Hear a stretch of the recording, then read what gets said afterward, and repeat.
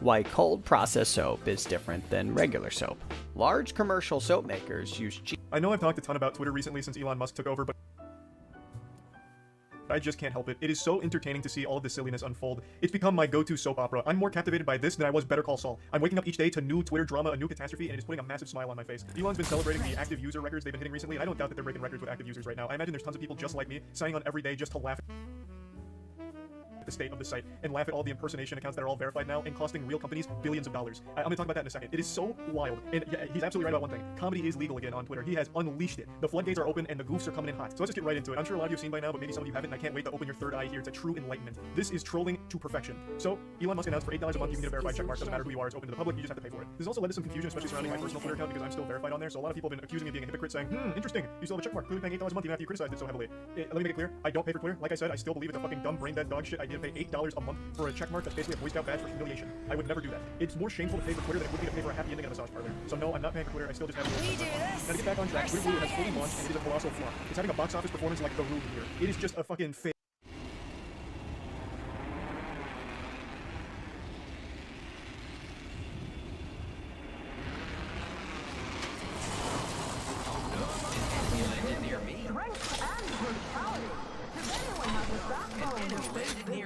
Please respect my personal space.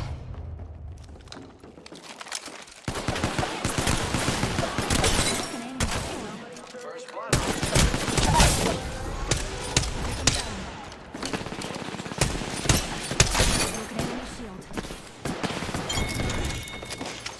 We just eliminated the whole squad. Exciting.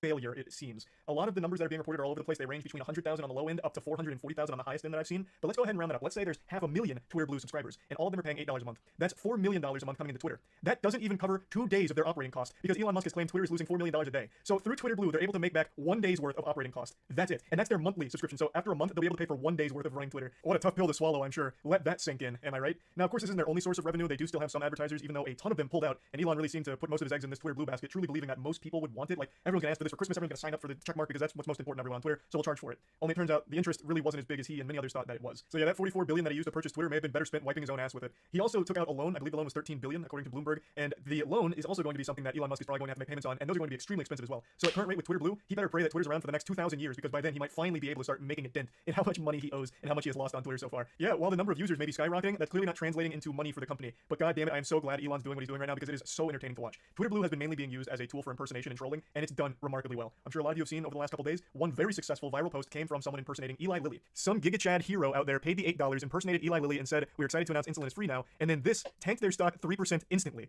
just from one shitpost from someone impersonating them on Twitter with the checkmark. Now, of course, my heart isn't breaking for Eli Lilly here. I think what they're doing with the price of insulin is very fucked up and shady, but that's not what we're here to talk about. We're here to laugh at this, because my god, this has to be the most expensive troll ever. Fucking beautiful. I actually just wiped out billions of dollars there. Now, there are people that are saying this is just a theory, and it might just be a coincidence that that viral tweet from the Eli Lilly impersonator coincided with the stock drop, because apparently there were other market factors that may have led to this drop in stock. I'll go ahead and share that with you now. Now, I'm not smart enough to really opine on whether or not it was the tweet or other market factors here, but I'd like to share all the arguments here from both sides for the evidence. Now, I will say, of course, it's very possible this tweet has no impact on it, and it truly was just a coincidence, but this also wouldn't be the first time a tweet has had massive market effects as well. It's far from unheard of. In fact, Elon Musk himself has even done this a couple of times, where some of his tweets have real implications on the Tesla stock. The most infamous being, "I'm considering taking Tesla private at 420, funding secured." This, of course, had a huge effect on the market for the time, and even resulted in Musk having to pay a $20 million fraud settlement, as well as Tesla paying a $20 million penalty. So these kind of things can result from tweets. It wouldn't be the first time. And Eli Lilly wasn't the only victim. Lockheed Martin also found itself in a tough situation when someone impersonated them on Twitter and made this post: "We begin halting all weapon sales to Saudi Arabia, Israel, and the United States until further investigation into their record of human rights abuses. #WeAreLM." And after this went viral, the Lockheed Martin stock dropped 5%. Now, this of course could be chalked up to yet another coincidence, and a lot of people do believe that's the case, because the entire defense industry was down on this day. So yes, it is very possible that, again, this was just a big coincidence. I do think it'd be a little odd that the same thing happened in two different industries under similar circumstances, and it just happens to be coincidental, but of course, it's also a hard sell to claim that those tweets actually had that huge market effect.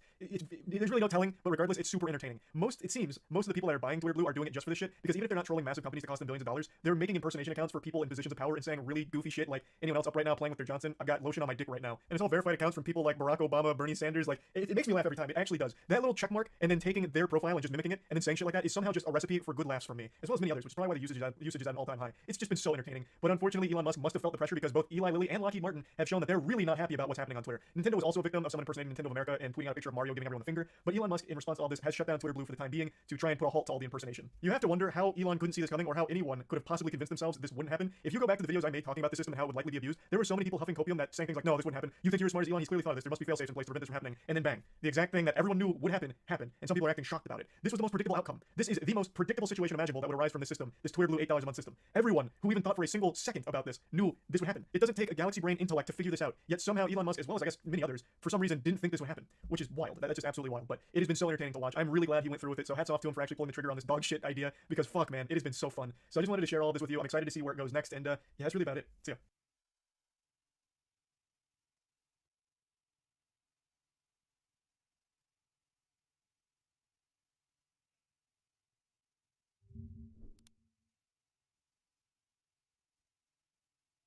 Oh man!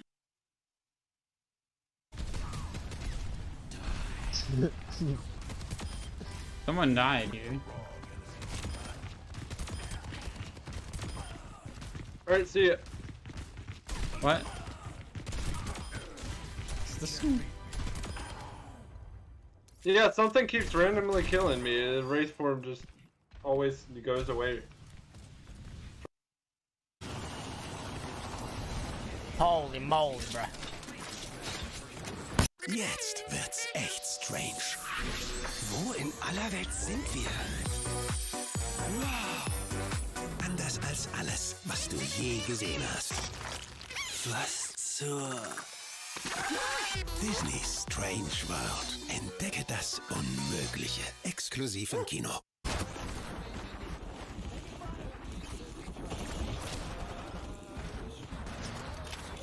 Nej! Nej! Nej! Han dog!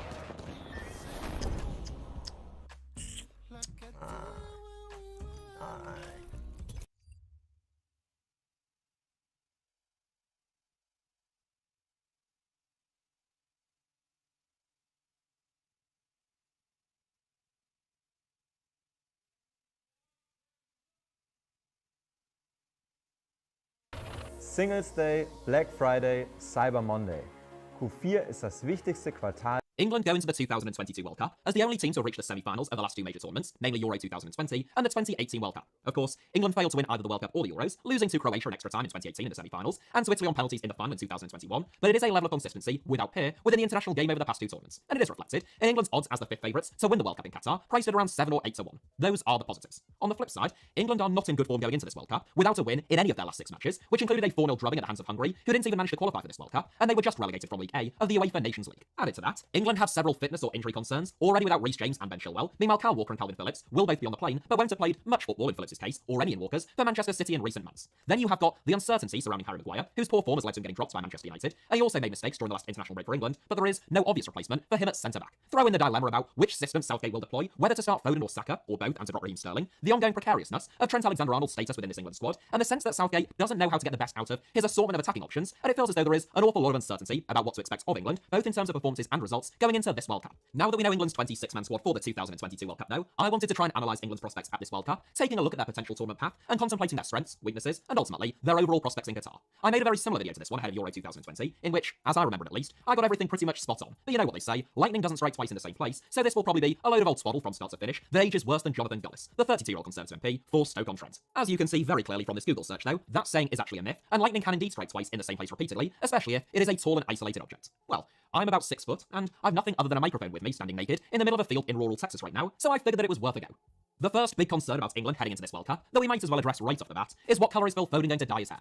No, not really. It's England's terrible form. As I said in the introduction, England are winless in their last 6 internationals, which is their longest run without a win since 1993, and their longest ever going into a major tournament. It's doubly unusual for this particular England team, since the 1-0 defeat to Hungary, which began this run of 6 games without a win back in June, brought an end to England's longest ever unbeaten run of 22 games. Since then, England have drawn 1-0 with Germany, 0-0 with Italy, lost 4-0 to Hungary, lost 1-0 to Italy, and drew 3-0 with Germany in their most recent fixture. That run of form led to England deservedly getting relegated from Group A of the UEFA Nations League, and it has led to some understandable concerns about England's prospects going into the World Cup. Certainly, if you were Iran, Wales, or the USA, you would have to take some confidence from what can only be described flagged as a major drop-off from this England team. To be perfectly honest though, and I know that this might sound a bit odd, England's poor form doesn't really bother me. For most of my lifetime, England have been the masters of winning meaningless games and have crumbled when it actually mattered. Fabio Capello had an outstanding win percentage as England boss, emerging victorious from 66.7% of his matches in charge of the Three Lions, a record which included victories against the likes of Germany, Croatia and Spain. But everyone hated him, and he only led England into one major tournament where we barely scraped through a rubbish group, finished behind the United States before getting battered by Germany in the first knockout stage. This England team, on the other hand, went into the 2018 World Cup with the lowest expectations of any England team at any World Cup and reached England's first World Cup semi-final since 1990, and they followed that up 3 years later, admittedly with slightly higher expectations this time around, by reaching England's first final of a major tournament since 1966 and first ever final of the Euros. There were similar doubts around England's form going into Euro 2020, following defeats to Belgium and Denmark in the Nations League, but I always felt confident that the players that England have got would turn up when it mattered.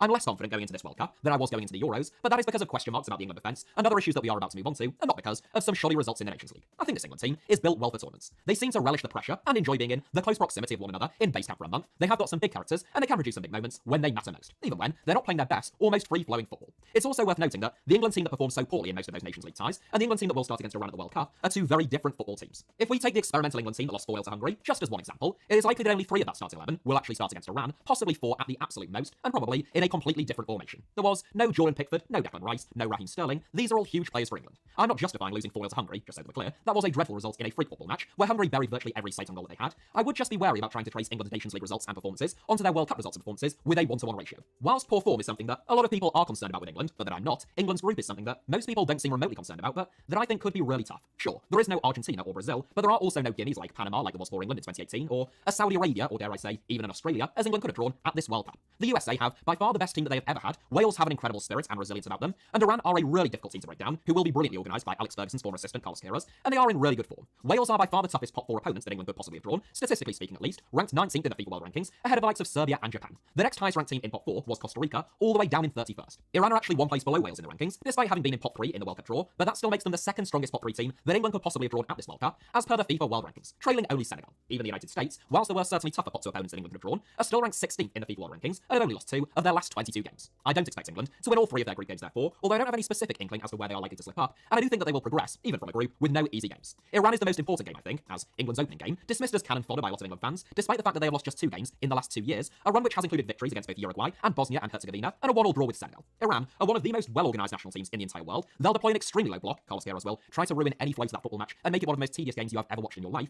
and England will have to come up with the answers to try and unlock their backline. If England can score first, and Iran are forced to come out and commit men forward a little bit more, that is when England will have the opportunity to open them up and to really kill the game. And I think that will be a similar story of that first goal being all important, and when it's scored, for England in the group stage. It is because of the rigid and most likely very defensive systems that England are likely to come up against that there is a possibility that Gareth Southgate will deviate from his preferred system of a back 3 or a back 5, depending upon how you like to define that formation, and switch to a back 4 in some of those group games. That's exactly what he did at the Euros, playing a back 4 in the group stage to try and break down Croatia, Scotland and the Czech Republic, before switching to a 3 or 5 at the back against Germany in the round of 16, a back 4 once again against Ukraine in the quarterfinals, a 4 against Denmark again in the semis, and then back to a 3 in the final against Italy, so it is something that he has precedent for doing. I think the fact that he went with a 3 at the back with 2 wing-backs in England's last international break before the World Cup, which is also England's last games before the World Cup, so effectively warm-up fixtures, is fairly conclusive evidence that he considers that to be his strongest formation against formidable opposition, unless of course you think that he was just going for some really elaborate double bluff and playing 4D chess. I don't. I don't actually buy the whole a back 3 or back 5 is too defensive argument, given that almost all good teams now play with a back 3 in possession and a back 5 out of possession, but nonetheless, the personnel that would make up those 3 or 5 is different depending upon the system that Southgate adopts. If England play a back 4 in that opening game against Iran, you can still expect the fullbacks to adopt really advanced roles high the pitch in possession, with Declan Rice dropping in just ahead of the 2 centre-backs, acting almost as a sweeper and forming that back 3. If England play a back 5, so to speak, obviously the back 3 will consist of those 3 centre-backs that start, most likely John Stones, Eric Dyer and Harry Maguire, and Declan Rice will be a little bit more advanced when England are in possession of the ball. Personally, against a low block, I would be happy to sacrifice a centre-back, play Rice a little bit deeper, and get an extra creative player, whether that is Mason Mount, James Maddison, Jack Grealish or Phil Foden, into our midfield. And as we have already established, Southgate has illustrated a willingness to do just that in the past. What I don't think that Gareth Southgate will do, as some people have suggested, is treat England's 3 group games as little more than warm-up fixtures to try and figure out new things and to experiment ahead of the knockout stage. That would be an excellent recipe for getting knocked out very early on, just as England did in their last World Cup before Southgate took charge of the team in 2014, finishing dead last in their group. He will be well aware of the challenges that Iran, Wales and the USA pose, and I think that he will be pragmatic in how he approaches each of those games. If England were to win against Iran and the United States, that would give Southgate the freedom and the luxury either to rest a couple of players, given that they are going into this World Cup mid-season with barely a week's rest, or to start to think about the knockouts.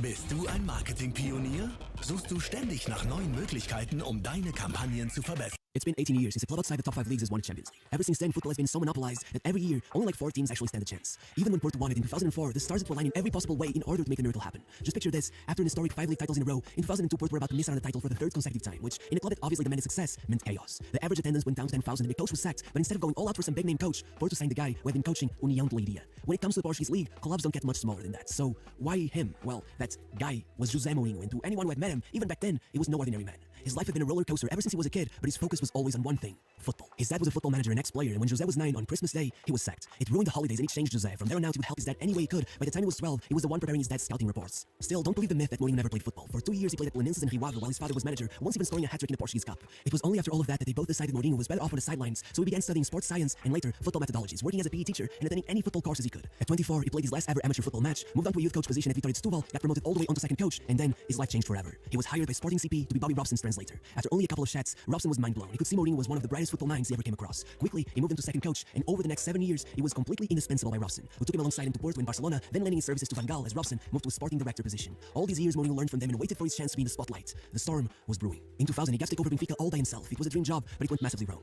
By the time he joined, the market had closed, the club was in shambles, and before he even sat down on the bench in his first match, the team was already losing. After just 11 matches, elections had taken place, and a new president chose to replace him with another manager, even though Mourinho had just beaten rival Sporting 3-0 in the Lisbon derby. Now feeling a bit lost, Mourinho waited for the start of the next season and took over at União de Leiria. Despite the downgrade, this decision set him up for success. Managing a team with virtually no budget, Mourinho became hyper-aware of all the hidden talent scattered along the league's smallest teams, and midway through the season, he had dragged Leiria all the way to 4th place in the league, 1 point above FC Porto, which brings us back to the start of the video.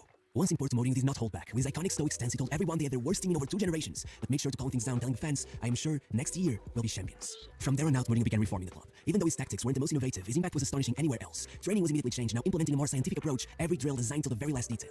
The team's morale skyrocketed. It seemed he was capable of motivating them beyond what anyone else could imagine, and on the pitch, you could see it. The team was an orchestra who never missed a note. Despite their grace on the pitch, every player had a bit of something else. In Portugal, we call it raça, that grit, that willingness to die for a tackle, to collapse on the pitch from exhaustion. If that means getting in one last counter-attack, they would do it all for Mourinho. He was more than a coach, he was their prophet. But above all, what truly cemented all of this was his approach to the transfer market. Mourinho kept only a few of the team's players that he deemed to have some potential: Costinha, Veia, Deco, and Ricardo Carvalho, and began a revolution, offloading the rest, and instead of signing the best, most expensive players he could, taking the knowledge he had acquired at Leiria about the league's hidden talents and signing those forgotten players we knew were underrated and desperate to pay Mourinho back for the chance they had been given. He said it himself when asked about Terlei specifically: I promised him at Leiria, wherever I go, he'll come along. He gave it all for himself, the fans, his family, but above all, he gave it all for me. With Porto struggling to find the cash they needed, Mourinho opted to sell defensive powerhouse Jorge Andrade to Deportivo for 30 million euros, as well as Carlos Paredes, a former wonderkid, was the youngest captain in the history of Olympia, for 4.8 million, and finally loaning Hugo Ibarra back to Boca for 400k. Then with this money, Mourinho brought Nuno Espírito Santo from Deportivo de La Coruña for 3 million euros, stole Jankauskas, who had been in great form during his loan at Benfica, paying Real Sociedad 2.4 million for him, and then raided all Portuguese small teams, taking Marco Ferreira and Paulo Ferreira from Setúbal, 3.1 million, Cesar Peixoto from Belenenses, 1 million, as well as their late Thiago and Nuno Valente from Leiria, 1.2 million. Alongside all of this, Mourinho also pulled off some savvy free transfers, getting Maniche from Benfica as he had been ostracized by the club and forced to train by himself after refusing to sign with agent José Veiga, getting export to captain Jorge Costa back from Charlton after he had also been pushed out of the club by the previous manager, and getting Boavista captain Pedro Manuel on a free, despite the fact he had just recently taken them to a mind-blowing league title. All in all, Porto came out of this with 6.8 million in profits, and a team that at the time seemed like a bunch of nobodies and has-beens with no experience or chemistry. However, with Mourinho shielding them from criticism and leading them on with his undefeated charisma, ambition, and confidence, they went on not only to win the league title like he had promised, but they did it while massacring the opposition, obtaining the highest points tally in history, and surprising everyone by taking on the UEFA Cup, humiliating millionaire Lazio and Larsen Celtic on the way. The standout players that year were maybe $500,000 signing Terlei, who scored an astonishing 12 goals in UEFA Cup, being its top scorer, and Deco was the top assist provider in that same competition, despite having played in the Portuguese second tier just a few years before. However, every player in that team had a purpose, even those in the bench. It seemed almost like a perfect utopia, and it would only get better. In his second full season at the club, Mourinho went a step beyond all that he had done so far. With everyone convinced they had already outdone all that was even deemed as possible, Mourinho was convinced they could go even further. So with all the players looking to take advantage of the team's momentum and move to a bigger club, Mourinho sat them all down and asked them to believe in him and say that they could win the Champions League. And so they complied, as Mourinho would be quoted saying, sometimes the best investment is to keep your own players. Regardless, in order to make some money, Mourinho allowed Postiga to leave to Tottenham for 9 million euros and to push to the Rangers for 1. However, he still maintained his approach and brought Maciel from Leiria for 1.5 million, Pedro Mendes for an undetermined amount, and Bozinho from Boavista for only 1 million, while taking on a gamble on Carlos Alberto, signing what looked like the next Ronaldinho for 2.5 million. But above all, he signed Benny McCarthy back from Celta de Vigo, despite his refusal to stay at Porto 2 years earlier at the end of his loan. With the squad now fully assembled, Mourinho had now completed what to this day he refers to as his masterpiece. From the first 11 he fielded on his debut at Porto, only Veia was left. In front of him, Jorge Costa and Ricardo Carvalho were solid as a rock, tremendous at ball recovery and capable of providing support in transition. Alongside them, Nuno Valente and Paulo Ferreira were the prototypes of a modern fullback, providing the width demanded by his diamond formation and covering the entirety of the flank. Costinha in the middle, an anchor, a titan, a squid with 8 arms and 8 legs, with many names. At nearly 30 years of age, he had reached the peak of his game. In front of him, Pedro Mendes connected him to the 2 creative geniuses that were Deco and Maniche, who then supplied Terlei, who quite simply was 10 years ahead of his time, and Benny McCarthy, the perfect poacher. While at any moment the likes of Carlos Alberto and always injured Alanichev could come in at any time and disrupt the match. Overall, they were incredibly utilitarian, ruthless in transition, incredibly composed, and capable of converting any sort of scenario into a goal. They were Mourinho's Real Madrid 10 years earlier. Getting to play and win that UEFA Cup was a perfect opportunity. For 1 year before, the players had no experience. They were now as confident as Mourinho, and so they just carried on like nothing had changed. Sure, they knew they weren't the best team in the tournament anymore, but as Mourinho said, talent is not the only way to win matches. The journey started with a draw against the Partizan squad trained by Lothar Matthäus and a 3-1 defeat to Los Galácticos. Porto were tied for last place in the group after just 2 matches, yet they didn't seem bothered. Once again, Mourinho's unshakable persona seemed to keep the team together, and with that motivation by their side, following that defeat to Real, they win 34 matches without a defeat in all competitions. The following game came against Drogba's Marseille, and despite the big man's early goal, Maniche and Derlei combined for another 2 before Alinichev made it 3 and closed out the match. Then, in the second game versus Marseille, it would also be Alinichev who scored the result with a single goal before McCarthy pulled off a brace versus Partizan, allowing Porto to creep up to the second place in the table before facing Real once more, the real and final test.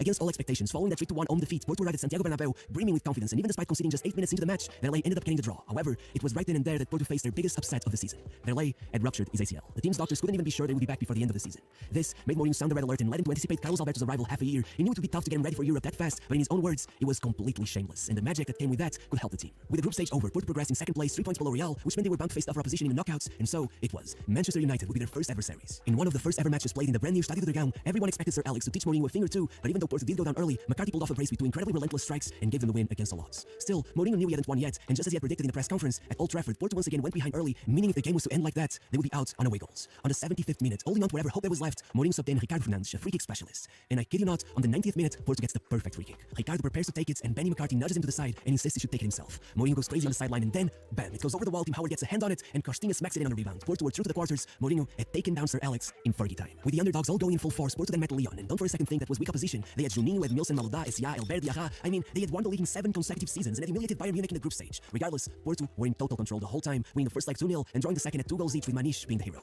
It was in the semi-finals against Deportivo that things got serious again. They were super depor. They were no less than Real and Barcelona. In fact, they had been battling with both of them for the top of Spanish football, and just 4 years earlier, they had been Spanish champions. Even the great AC Milan fell 4-0 before them just weeks before the match. And it was right here that Mourinho finally seemed a bit more tense. The first match dragged all the way down to a 0-0 final result. Jorge Andrade had been sent off for Depor, but regardless, Porto now had to beat them in the away game. It looked like serious trouble, but then a light shined down at Mourinho. After 4 months, Derlei had fully recovered from his injury and would be back for the away leg. And alongside this, Mourinho noticed something interesting. Depor were known for being very physical. However, they had 7 players who were 1 yellow away from not playing in the final. So the mind game started. Throughout the whole match, the Porto players told them that one bad foul and they would never get to play a Champions League final. Deportivo were on their tippy toes, afraid to make a single wrong move. This anxiety got to them, and after 150 minutes of football, Mourinho could feel them breaking. And out of nowhere, they did. Penalty for Porto, and it couldn't get more poetic. Derlei was the one to score it. Mourinho subbed him off, and all of the Porto fans gave him a standing ovation. He looked up and was completely reduced to tears. He had taken them to the final once again. With all the other competitions wrapped up, the squad got on the plane and flew to Gelsenkirchen. There, Monaco awaited them once again. Don't let the team's current state fool you. They had Deschamps as coach, Evra, Morientes, Julie Cissé, and Dado Pichot. They had beaten Depor 8-3 in the group stage and had already taken down Real and Chelsea on their way to the final. Still, that day it was obvious Porto had something they didn't have. All night long, Porto gave them hope, only to demolish them in each counter-attack. First, 19-year-old Carlos Alberto made history, opening the score sheet and becoming the youngest ever Champions League final goal scorer. And half an hour later, Declan Alinichev booked score to settle the result down at an impressive 3-0.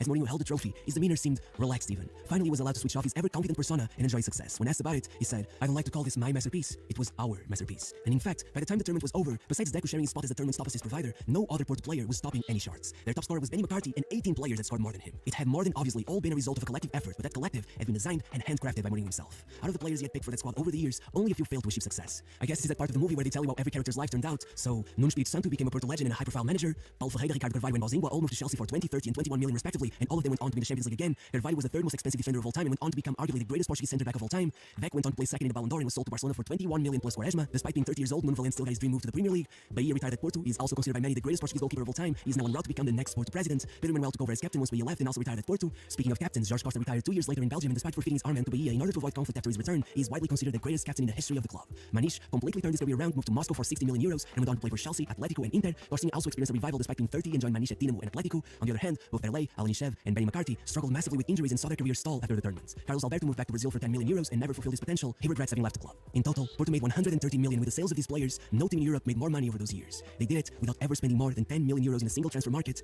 It was the last fairy tale in the history of football so far.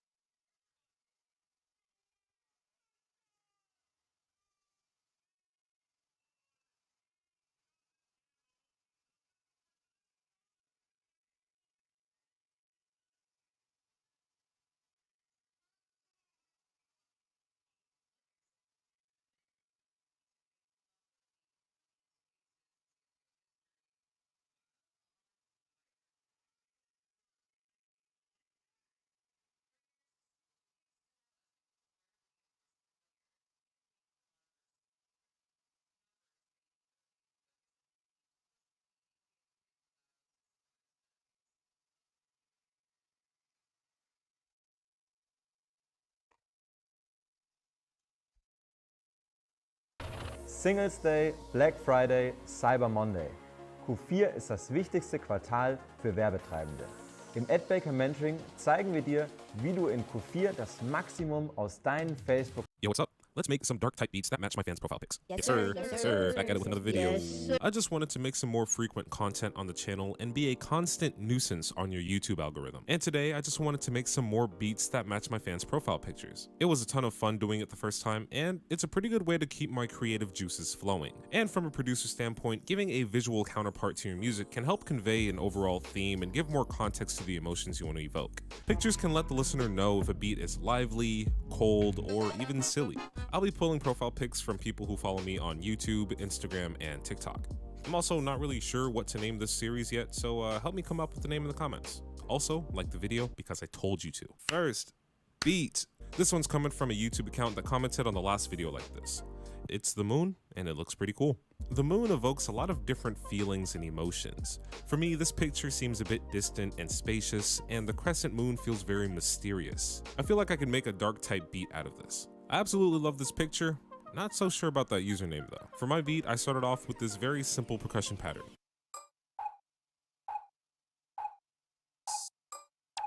I put a little bit of bit crush effect on it, and then added this pretty big reverb so it sounds like it's in space. Not like actually in space, because you know there's no air, but like, you know what I mean, it sounds big.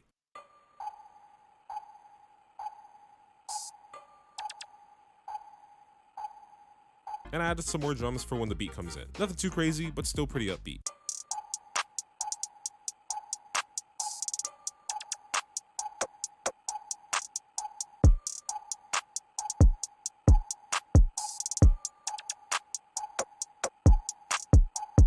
Next, I added the melody. I made this preset in 3x Oscillator, and it's very simple. It's just a sine wave with a plucked-shaped volume envelope. And to give it a cool, spacey sound, I added a ton of effects to it. Bit crush, vinyl warping, gross beat, an EQ, stereo imager with wider, and reverb.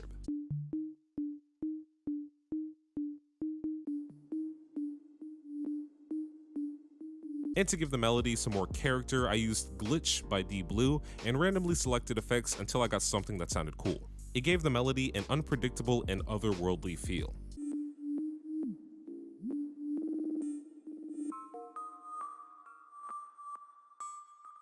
Lastly, here's the 808.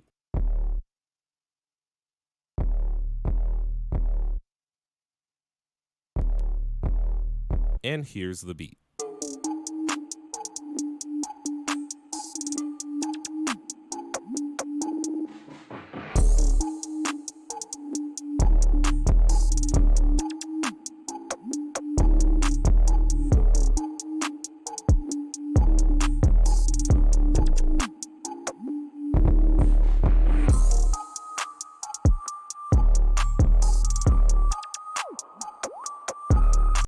Next, beat. This one's coming from a follower on my Instagram. If you don't know this photo, it's from the video game Cyberpunk 2077, and it's a logo for the band that Keanu Reeves' character is in. And the band's name is Samurai, so how about we make an Eastern Asian inspired trap beat? For this beat, I had to pull out good old Expand. I layered this shamisen and koto preset together, and I played this melody.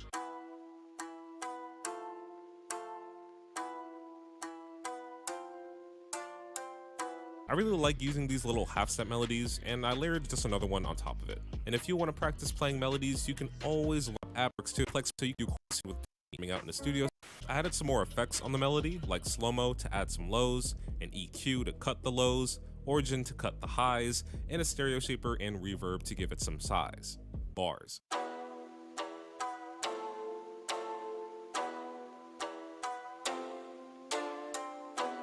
I also added this flute melody with a few effects like EQ, origin, and reverb to make it sound similar to the other melody.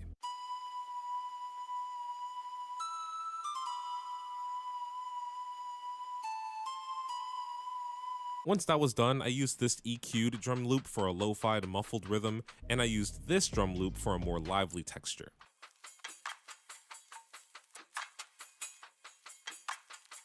Let's not forget about the trap drums.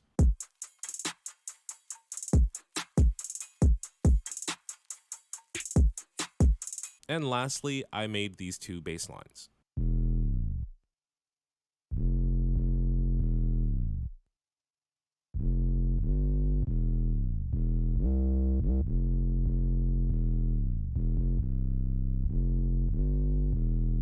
All we gotta do now is arrange, add some more impact transition sounds,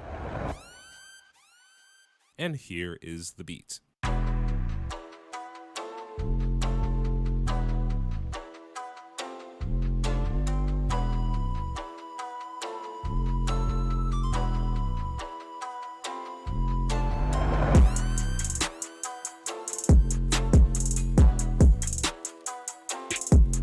Final beat. This dude on TikTok said he wanted one, so let's do it. I love me my anime profile pics, and this picture of Mob from Mob Psycho 100 is just radiating aggressive energy. So let's make something aggressive. This picture also makes me want to produce something with a pretty intense intro.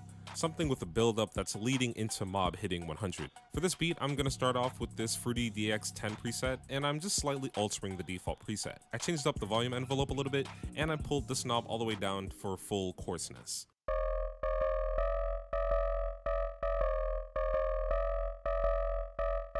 I used an EQ to cut the lows, Destructor for a bit crush effect, and delay, reverb, and stereo shaper to do all that stuff that you already know what it does.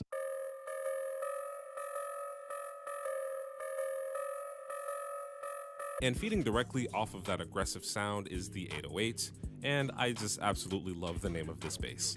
Tripping, bro. You tripping.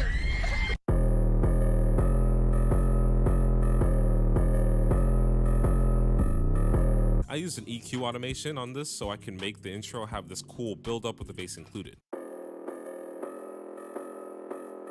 Next up, I added a couple of loops, like this drum loop, and this Memphis rap vocal. I wanted to have a siren sound in the beginning to give the intro more of like an urgency.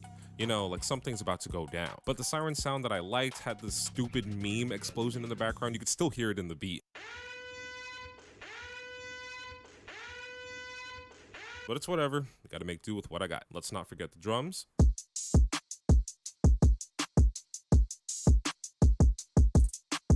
And finally, let's add some sinister impact sounds.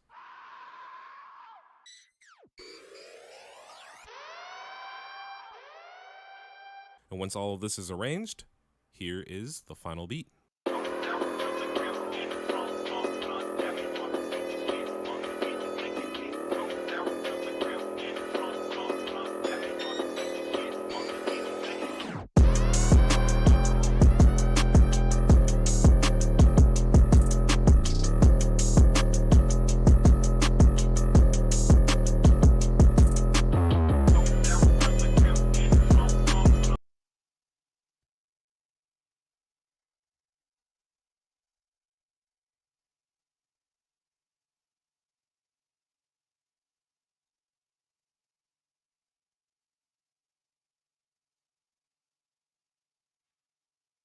Singles Day, Black Friday, Cyber Monday.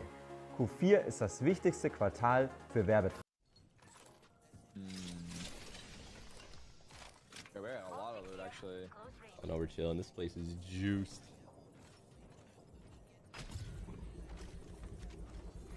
Wait, on me.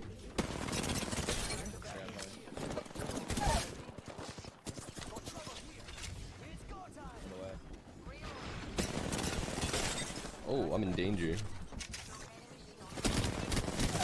Just kidding, they're in danger.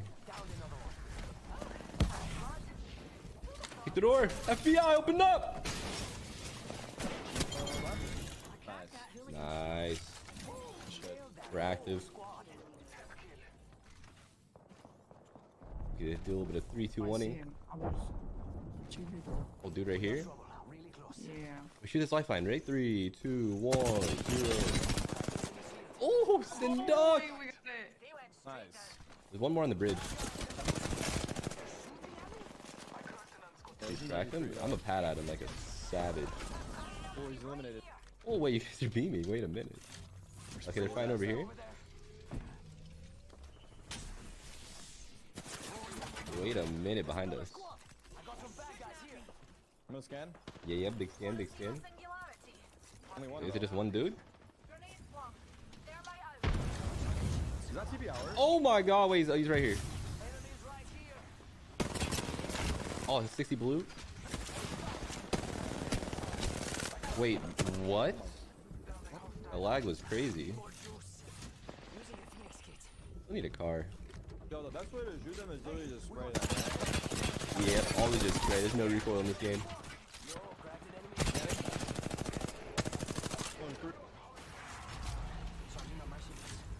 Wait, they just popped the Revenant all. Oh my god!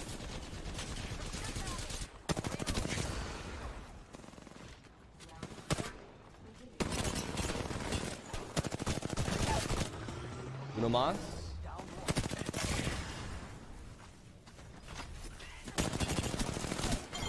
Nah. There's passion in that, okay.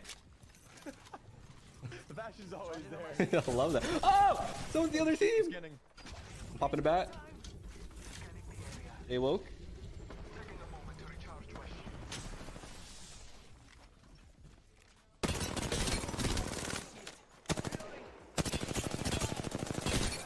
Oh, they're also low. Go, go, go, go, go. Oh, okay. Ape strong. You can scan it? Ape together strong. Oh, I didn't get them? No way. How'd they get away so fast? That's a good question. Wait on the zip. No, he's gotta get away.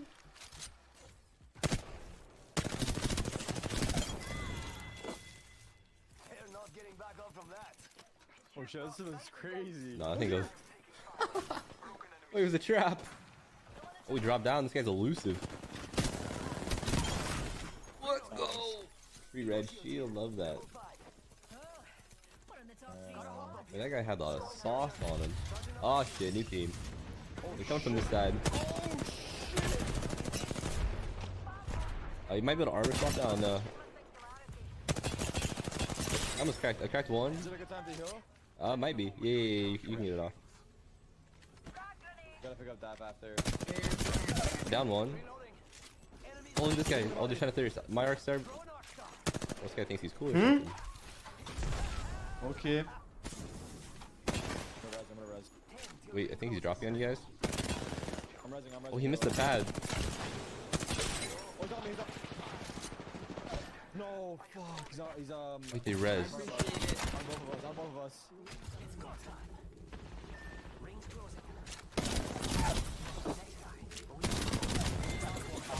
There's another! Fuck, yeah. It was like so close. I was like, alright, fuck, I'm mistaken. And then he started shooting, I got off. Yeah, I think the other team's here. Surely they fight each other.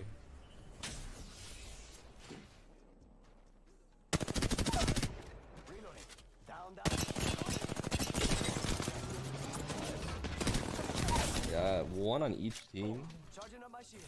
Dude, they're looking pretty mad at me. Yeah, two teams. One for me. Yeah, yeah. Try to look at these guns here.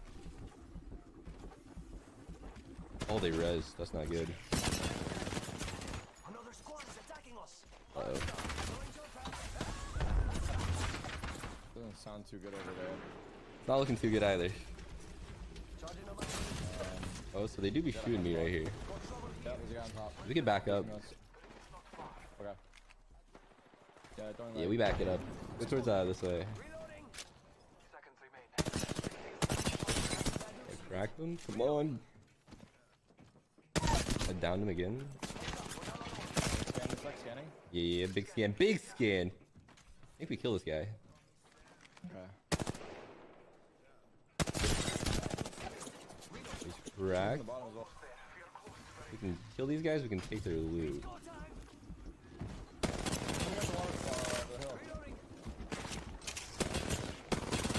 This guy's a pest. Yeah, one team's dead. There's just one more team. I'm scanning. Okay, so I have no ammo. Oh, they're shooting. Alright, back it up. Back it up. Backing up. I'm healing. So, there's guns here, flatline and a scout. I need some light ammo. See someone out there. Engaging. I killed one. Nice. Woo! They shoot me. I'm dropping meds for you guys right here. Bunch of cells.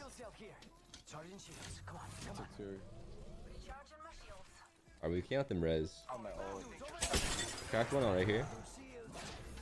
Oh, they already res? That was so fast. Guy around the rock is kind of low. But you're beaming. Oh, good ult, I think. Right, they're running. I don't have any. Wait, Tarek, they're all down there. They're all down there. Oh my god, I can't hit him. I can't. Yeah, so confident. Okay, wait, we need to lock it. Dashing, this guy's super low on the right. Don't die trying to res me. I'm dead. I'm chilling. Just I got one. Our zone will kill that guy. We just gotta keep backing it up. I back it up, Daphne. This guy's soaring in the sky. 1 HP. Nice. Okay, last guy. The Pathfinder. You can armor swap this guy. Oh, right here. He's doing the dash.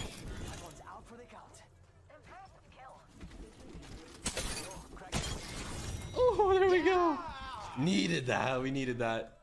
Good job. Dude, I don't know why I ran. I thought I could kill them off. My man was confident, bro. I scanned them. I saw 3 and I charged them from the side. He was seeing red, bro. Bloodhound all makes you feel like. He was invincible for 3 seconds there. That was nice though. Hey, honestly, you baited them out. You gave them false confidence. Yeah, I gave them more false confidence than I actually had. The Uno reverse. I'm here if they kick it. Stay out there, okay. Down one. Nice. Oh, shut the door. Okay, honestly, hold the door, sit on the door, everybody sit on the door, I'm popping Phoenix. Alright, down one, we have a 3v2 here. But the resing, you might want to get a little bit active and stop that. Nice. Okay, here's a medkit, Daphne. Alright, I'm hitting him with a little flank, and then we get involved. Okay, we're gonna come out.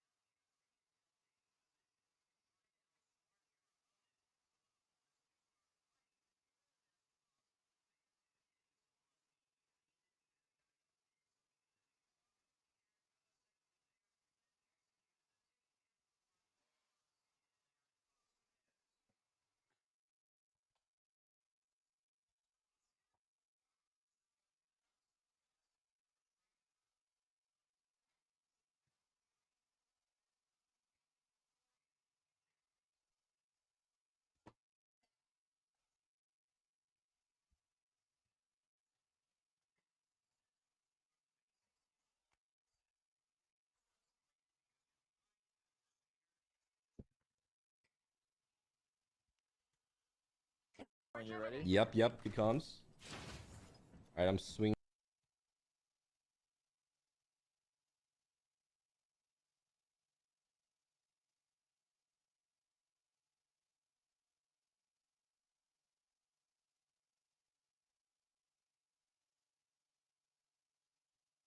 Yeah, just play this height. We're about to kill everybody in the lobby. Everyone shoot left. We gotta shoot down low left.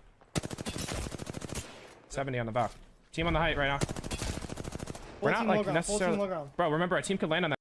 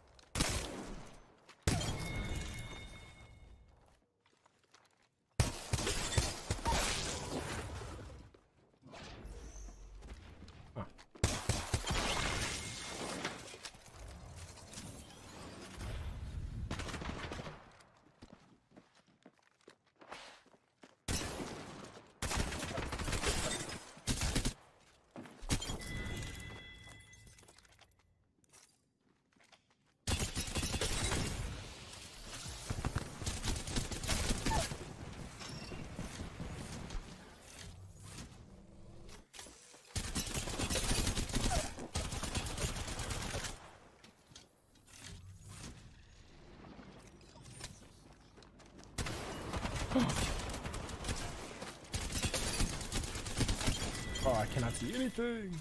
Oh my god, it clipped the back of my leg. That could have been real bad.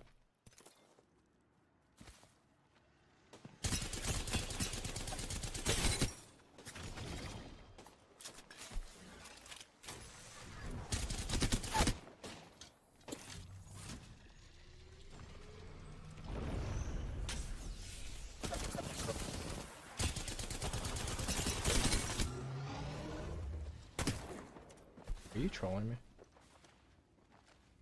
Bro, no way that guy just survived that.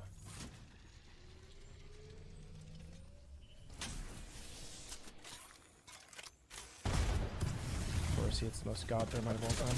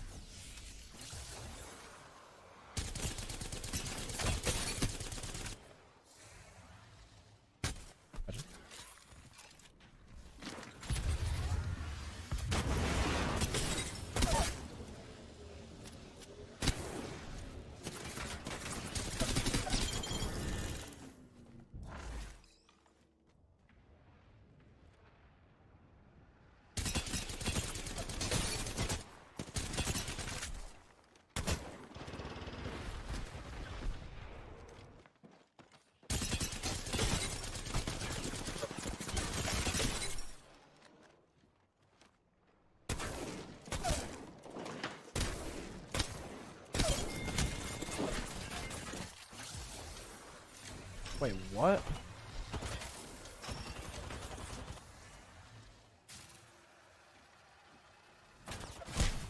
Oh my god, see you never. With a re?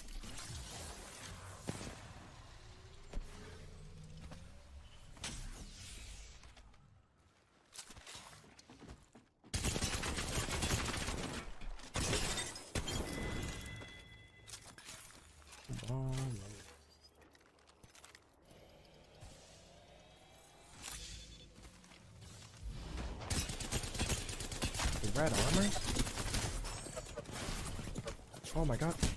Bro, take your time with the Vantage Sniper, bro. That guy actually stood there for 10 minutes. Oh my lord.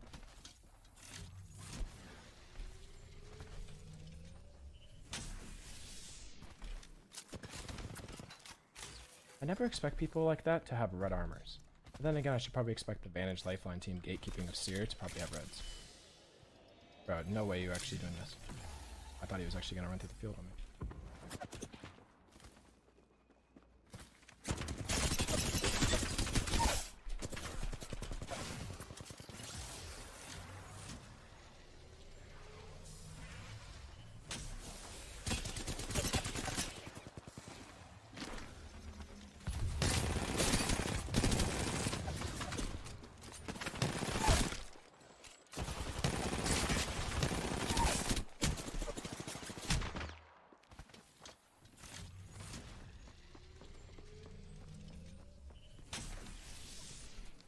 Oh, no way you were turning around to res your teammates.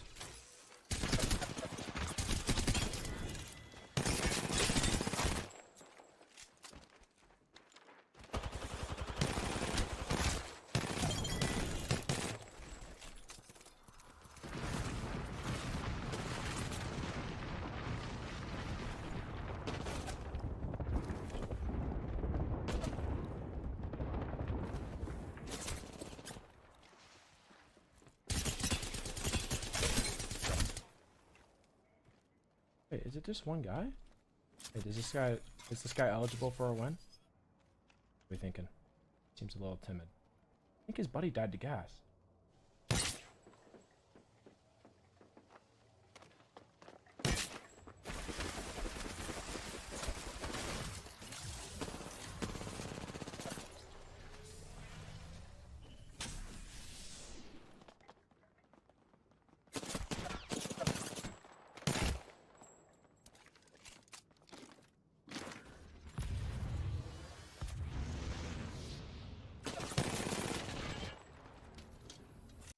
5K, then give him the win. Up.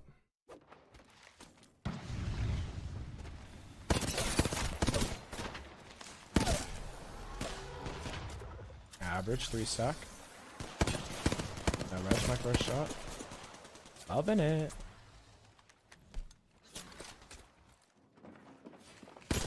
Wish I could get on and just scrim for 18 hours a day.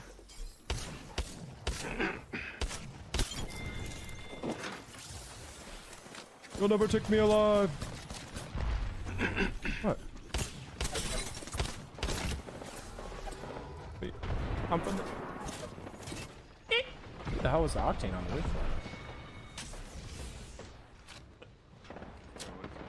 for? I know, right? Like, what is going on? Is there a guy like that guy's just phasing away?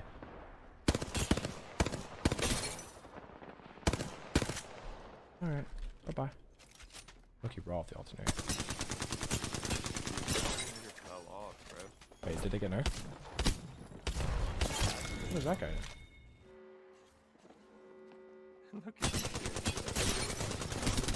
That guy gets res, and his first thing is to go back for his box. He just instantly dies.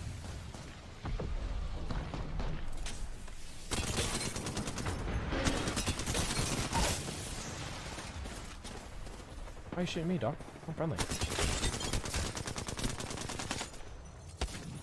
Fight swap.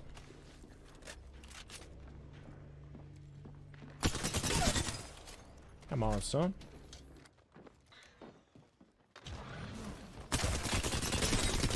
That guy's real.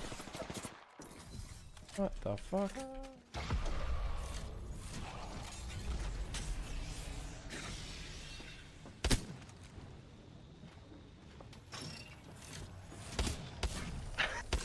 What are you doing right there, bro?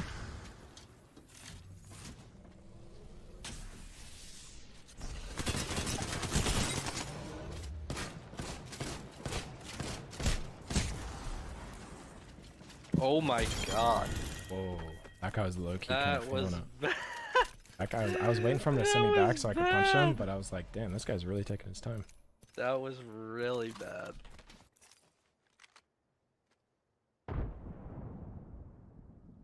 Guys, come. Guys, look, it's a sick third-party opportunity up here.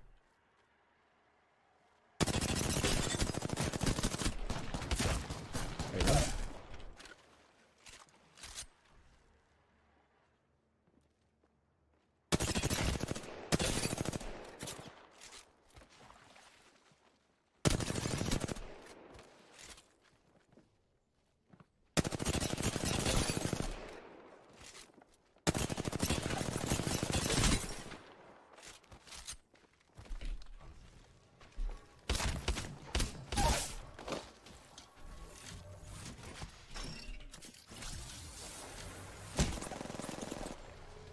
No, no.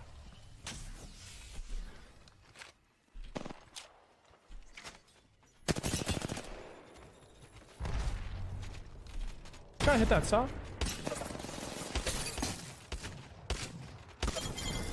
What the hell? I might have said, fuck it, I'm hitting it saw.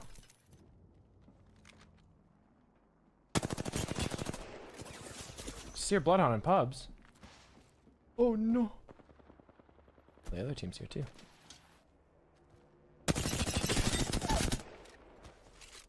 Bitch.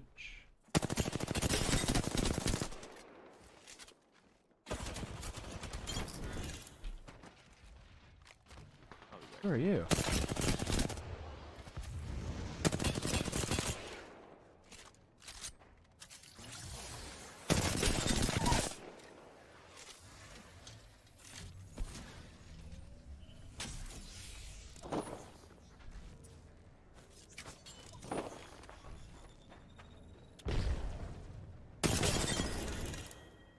Who are you part of? You.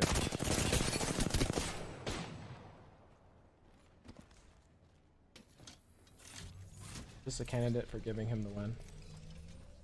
I feel like, I don't know, I feel like this guy kind of just seems a little lost. I feel like he could use a dub.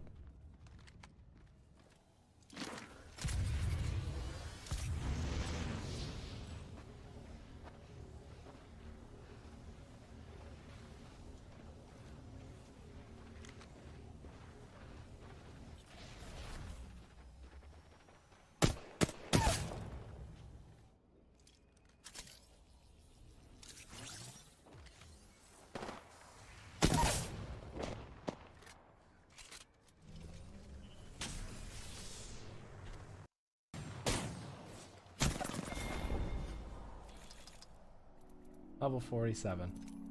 I loved how the Horizon kept getting sucked by the ult back. That was kind of funny.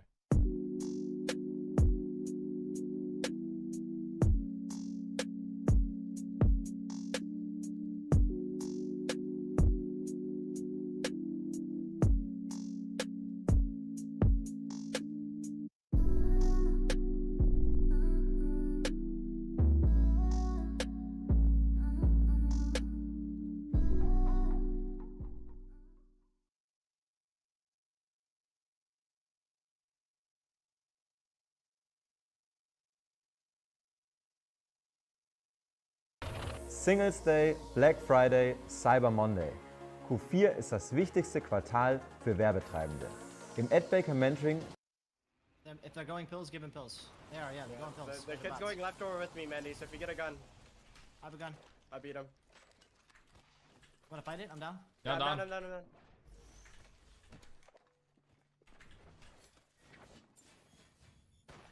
Nade. Oh, I got, what? I got cracked. Lucky just in there. Tier cracked, tier 1. I'm in this shit, bitch. I'm in this bitch. I did nothing to him. One. Nice. That guy's a beast. Yeah. You like Havoc, Mandy? Not really. No? I don't know. Why not? You're not practicing with it, or you don't like it in general? I think it's more like an ego thing. Because I feel like the only way to play the Havoc is really like to jitter aim and shit. Maybe for MK, like the sights you want, maybe. So, yeah, well, if you're on Horizon and your controller with a Havoc, you usually do no sight, or one times. And I don't really want to jitter aim. Yeah. Because I really hope one day they remove it from the game. Yeah, that's fair. And recoil smoothing too. To learn that, I would, but that's so much. Man, can Yeah, you do that's true, something for actually. me? Can It's you like no hide one's a ever little not bit strafing less shooting for me, unless yeah, you're man? shooting people like Can you do something in the for side me? or Drop something. some bars Especially for the my R3, bro. posse next to me, yeah, Have you just- man. Bro, what? Exactly what to do, like I'm a fucking dog and just shoot. Right next to us, right next to us. Yeah, honest. No, behind you here. Oh, what the fuck? Wait, that was actually so weird. I can't see her up in there. Queue it up. I'm going back a little Honest, bit. by the way, you're close. I'm going back a little bit. Yeah, can you back up to Mandy? I have to. Come this way, come this way. Another team that way, you have to come this way, Nutty. All dead. I'm 100% dead. Trust. New team, they can't push stuff. Okay. I'm gonna get thirsted. Play with me, Mandy. Play with me. Let them fight. We're gonna play the building. I just got no registrations out the wazoo right there. Knock one. Fight this team in the Oh left. my Nice, god, nice, nice, so nice. good. I'll be there in a sec if you want to start going. Nah, I'm already in there. Rising. Baiting, I'm under. 104. Do a nade on you. Under. Nade there. Nade on you. Oh shit, he's one shot the seer. Wait, you didn't push him? The seer's like, yeah, nice. Nice guy here. Playing this, I need you. Pop in a bat. Play some. Yeah, play some. Kids are I'll weird. tell you if you push you or not. Crack them. Shit on. You're Yeah, fine. yeah, yeah. I got I'm it. trying to go back so you can res me. Nice. Oh, I just fucked everything. Knocked her. Don't. Later, bitch. Cheater dead. Cheater dead Play on in the right. this. Cheater Play in this. dead. Play in this. Cheater dead on the right. Right here. Huge user right there.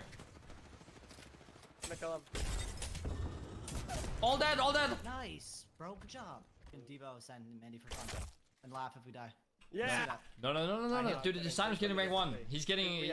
We're currently in the process of building up an entire career for Sinu, dude. Oh wait, he's right. Are you playing on my downfall, Naughty? Wait. Yeah, that's no, crazy. Wait, Mandy, No, dude. Mandy, that was fun, bro. No, Naughty's scared. Naughty's scared that you're gonna take all his shit, dude. His fame, fortune, all his money, his girlfriend, Wait, dude. default blood and I'm scared of him, bro. His family, all that shit. His family? Just play out here. Just chill. I can literally shoot them when they come out. I have a Diva and a Heady. I'm chilling for now. Alright. Bait out the zero and everything. They are pretty poopy.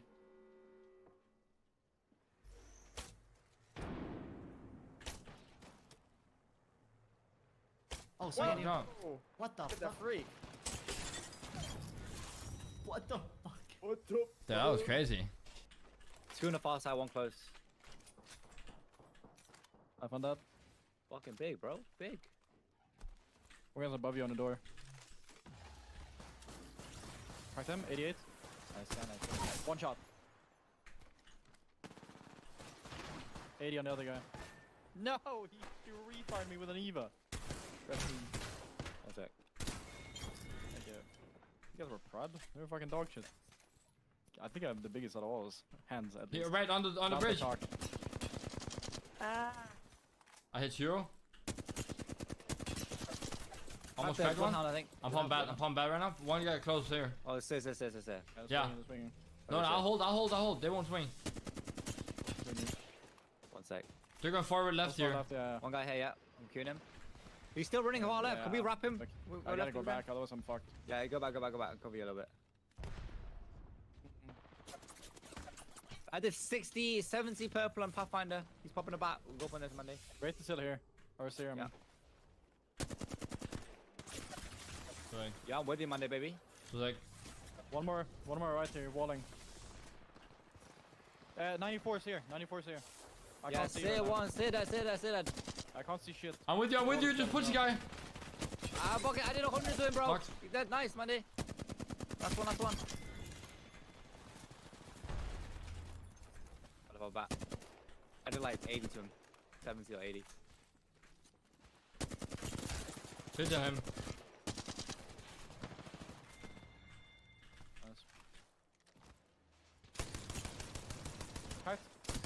They're so fucking bad at the video game. It's actually fucking depressing. There's no way these guys are not shooting. There's no way. Yeah, he is. He did it again, dude. They're that fucking dart shit, but they have that aim. He's in the heat shield. Yeah, I see him. Full He's fin on one the guy. right side, though. He's like hiding right side. Okay. Maybe still there. Okay. Yeah, he's like on the edge here. Yeah, I can't. Oh, I got one. Nice. Oh, no. No, I think they're all done. Sure? No, this is serious here. Serious here. I'm gonna queue him in 1 sec. You queue him, we send him. Yeah, let's send him.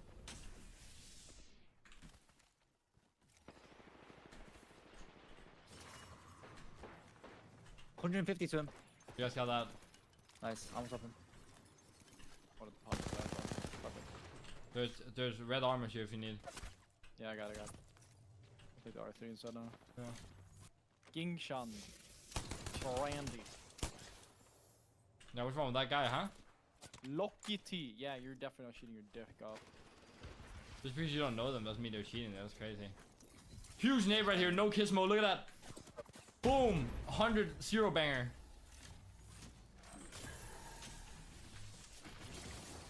Yo, guy on top is minus 100. Hell is low as well. I'm going in.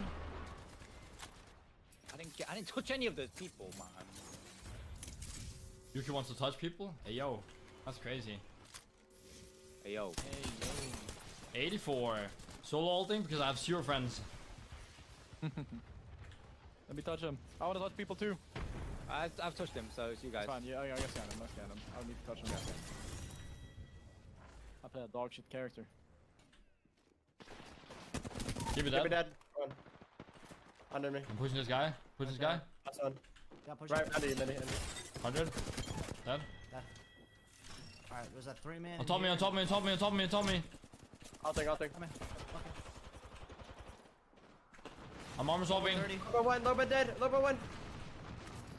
Ratting. Lobo's one and I Pump cracked medkit, Bing. pump medkit, pump medkit, pump medkit. He flushed Bing, Bing's one. On top of you, on top of you. He's literally one, bro. 100. 100 wraith. Alright, not wraith. Bing was so low, No, Naughty. I mean. Knock one. Bro, where is she? Oh my god, I couldn't see her at all. Bang on me, bang on me. I'm with you, I'm with you, I'm with you. To push. Other one. 100. Nice. Nice, guys, good job. Alright, now new team West, 100%. I already know. Yeah, I'm pump medkit. So like, holy Bro, fuck. I made two. How did I not kill those fuckers? One far left. Blue I'm on gonna, path. I'm gonna see if I can get a pick or something. Up top, 59. Dolk in a rat spot. Dolk ratting on the far Dude, right. on, pass it on. I'm pure Yeah, up you're here, I'm getting pure it, up here. Mandy, you're good. There's the path here. Two on us. There's one on you. 110. You can push him, we're good. Better save him. I'm Knock. smoking up in the smoke. Naughty. Path you zip lining up top. Path 50. 20 blue. Coming. I'm with Zion to kill this guy. 84. Nice, Mandy. What the fuck? I'm down to take this up and go out, climb onto this. If you guys come here. They knocked one on the left side. I'm gonna shoot these guys. They're looking at me. Can you come Yeah, up with to me the and shoot bots. this? 60 on one guy. Sign you. They're on you. I'm throwing nades on them. That might be a good horizon ult vibe. They're all in the corner. Oh, I got Kraber. 17 Batting. on Bang. Yeah, batting. Two nades there, Zion.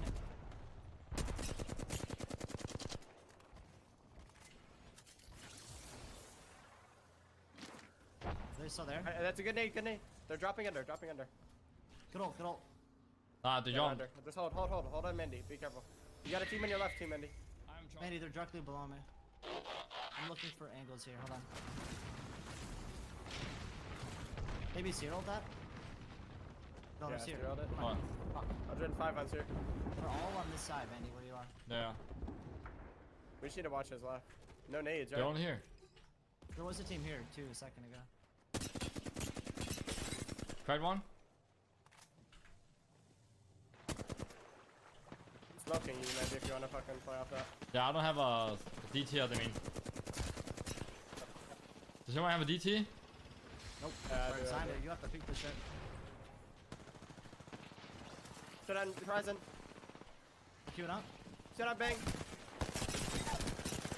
Knocked all. What the? Another team. Armor Good swap. team on the right here. All thing. Oh You gotta shit, play back a little bit, Naughty. I'm stuck. 200. I'm actually stuck. I'm actually stuck. Stuck. 140 on Sear. Ash. You're good, Mandy. I'm holding. That's No, all I'm you. stuck. I know, you're gonna have to fucking. You have to make that box go away. There. Nice. Good. I'm here. You good? Yeah. Wait, we're good. We're fucked off. Oh my god, no way. That's funny as fuck. He did that shit so quick too. He's like. Yeah, dude, I was fucking gone instantly. Wait, where's the I have Kraber? bats. I don't know. Don't know. I didn't take Plus it. it ran out. I have 0 bats though. You guys have batteries. It disappeared because it was laying on the box. You're a bats. Here, No that- bats. everyone. Thank you, man. Last team. What, dude? What the fuck am I playing? 50 on one of them. These guys are in the worst spot ever. Yeah. We have to rotate into them though. Sear hit 110. I'm getting on this rock right here. Yeah, I'm. That's it 50. I'm about to go crazy in this rock, bro. I'm named the backside, okay? Yep. That's 100. Oh my god, I got. What? No way, bro. Sorry. You guys on this? I baiting, want I'm 150. baiting. You're so bad. You see, ulted right here. Breakable if you want to break it. Thank you. One You can push your right maybe side. two if you want, Mandy. You don't have to. One push your right. No bang out. No bang out. So Zach, I'm pumping bat. With you. I'll throw that. One's grappling on you. One's on the on your right. Climbing right here. Sear 110. I'm gonna kill Sear. Curing. One just climbed on you. Stall. Kill one. Mandy, I have a knock right here if you ever want to slide at me. Holding Yeah. it out. Holding it out. Thank right. you. Yep, holding it.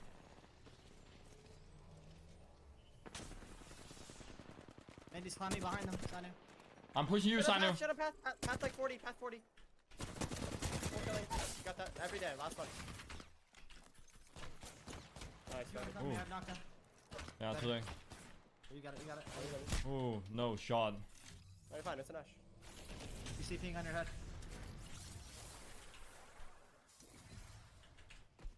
That armor's broken. The other one's broken. Oh yeah. Nice shots, man. No, good try. Dude, I have no big meds, dude. Yeah, if you had a bat, you win that every time, bro. Good try, bro. Fuck. Oh, that team is so shit. I should have killed the path, man. Nah.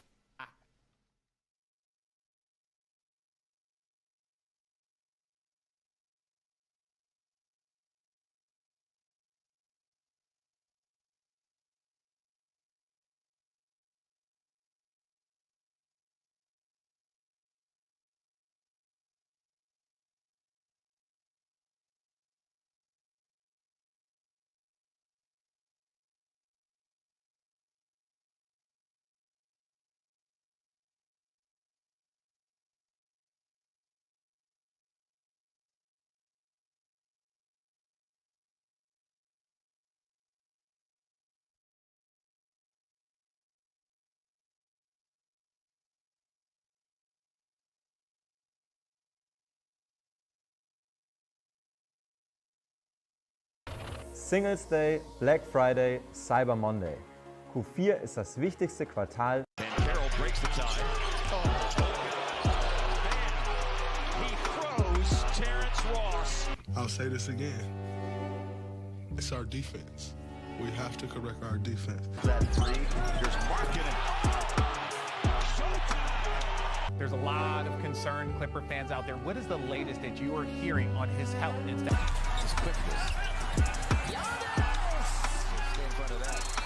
Well, Steve Nash was working for that, and now he's incredulous.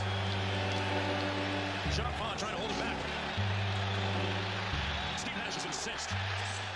The NBA season just started a few weeks ago, and things are already completely out of control, and we absolutely love it. The NBA is back, and it's better than ever.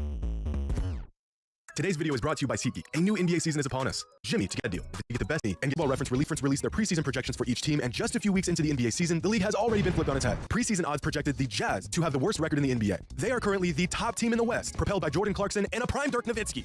Larry Markkanen. Right now, the Jazz are on pace to winning 61 games this season. Their projected win total before the season started was 24 wins. This has to be the most unexpected start to a season ever. The Jazz part ways with their 2 perennial All-Stars and still find themselves tied for the most wins in the entire league. Another completely inexplicably successful team has been the Trailblazers, who were projected to be the 10th seed in the West. But then they won, and won again, and won again, and won again, and by the grace of God, now have the 3rd best record in the West. I don't get it, but I don't care to. Go Blazers. The Clippers are mediocre once again thanks to literally one player in Kawhi Leonard, who has taken player empowerment to a whole nother level by just doing whatever he wants to. You ate a heavy meal this evening, and we don't want to take any risks. Might as well sit this one out, big fella. Yeah, he's back. No, he's not. One of the greatest players of all time just straight up doesn't play, and we've gotten so used to him doing this, no one even talks about it. Suit up, my guy. My fantasy team is in the trenches. Do something. But at least the Clippers are just mediocre, and not an absolute dumpster fire like the Warriors and Lakers. I just made a video about whether or not it was possible to buy an NBA championship, and we concluded that no, you cannot buy an NBA championship. So far this season, the Warriors are proving to be no exception to this. In fact, the Warriors are the first team in NBA history to start the season 0-6 on the road. It's getting ugly, but it's still really early in the season, so I expect this team to start figuring out things here soon as they continue to experiment with their lineups and buff out some rough edges. Now, a team that won't be doing any buffing on any edges is this rotten bunch that call themselves the Los Angeles Lakers. Between a bench that resembles your least favorite G League team, a 3rd best offensive option in Lonnie Walker, and Anthony Davis clenching on his back every time a defender looks at him the wrong way, this team is an absolute wreck. The Lakers are currently on pace to win a whopping 16 games this season, which is so bad, it would set a new franchise record for the least amount of wins in the Lakers' 76-year existence. A team with 3 all-time great players on it, and they just can't seem to put together a win. In fact, if the Lakers situation wasn't bad enough, even if they finish the season with the worst record in the NBA, they won't even have a shot at the 1st overall pick in the upcoming draft, since they included the rights to a 1st-round swap with the Pelicans when they traded for Anthony Davis back in 2019. The Pelicans could very well end up with a generational talent next season, gift-wrapped and hand-delivered thanks to the Lakers playing like absolute dog water. But somehow, the Lakers being an absolute circus at the moment is not nearly the biggest story in the NBA right now, because in the East, the Nets have gone completely off the rails with one of the weirdest and dysfunctional starts to a season I've ever seen. This team has got NBA Reddit looking like the front page of TMZ. Preseason odds had the Nets as the 4th best team in the league this season and 3rd best in the East. That, my friends, has not been the case. Despite Kevin Durant trying to stay out of the drama, but subtly putting himself right in the middle of it, regardless of Kyrie Irving becoming public enemy number 1, and in the midst of Ben Simmons regressing into a poor man's Draymond Green, Steve Nash somehow took the fall for this team's shortcomings and was fired just 7 games into the season. No, it wasn't Kyrie's distracting off-court antics. It wasn't Ben Simmons refusing to do anything on the court other than being 6'10". It wasn't Sean Marks blowing up a perfectly good roster. It was all Steve Nash's fault. Meanwhile, leading the East are the Milwaukee Bucks, who have been using the league as their personal punching bag, winning 9 straight games to start the season. Preseason odds had the Bucks projected projected as the third best team in the NBA going into the season, and already they have exceeded those expectations. The craziest part about the Bucks' success so far this season, Chris Middleton hasn't even suited up yet. You can't get out to a much better start than the Bucks have.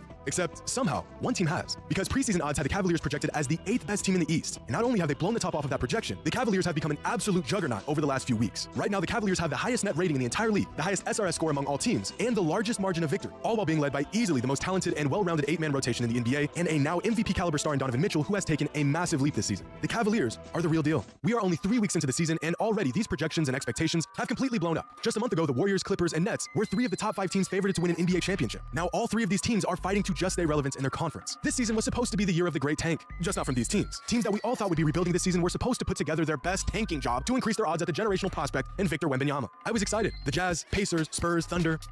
Where's the tanking? We've got a generational talent on the line here. Lose. I mean, some teams are starting to look like real frontrunners in the Wemby sweepstakes, but I wasn't aware that the Warriors were gunning for the kid. But it's still early in the season. Anything could happen. The Warriors could pull together and look like real contenders as the season continues. The Cavaliers and the Jazz could continue their run and solidify themselves as a real threat for a title. Who knows? The Lakers could even make the playoffs. Well, let's not get carried away here. The NBA is back, and it just keeps getting better. Hope you all enjoyed. And as always, until next time.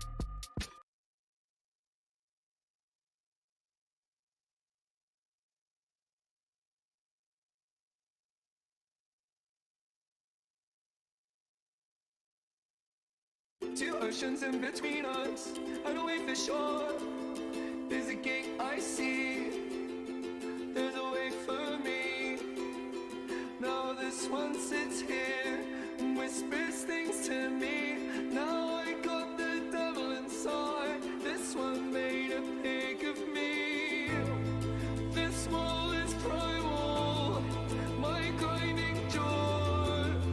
The headache pill, the necktie on my bedroom door. My conscience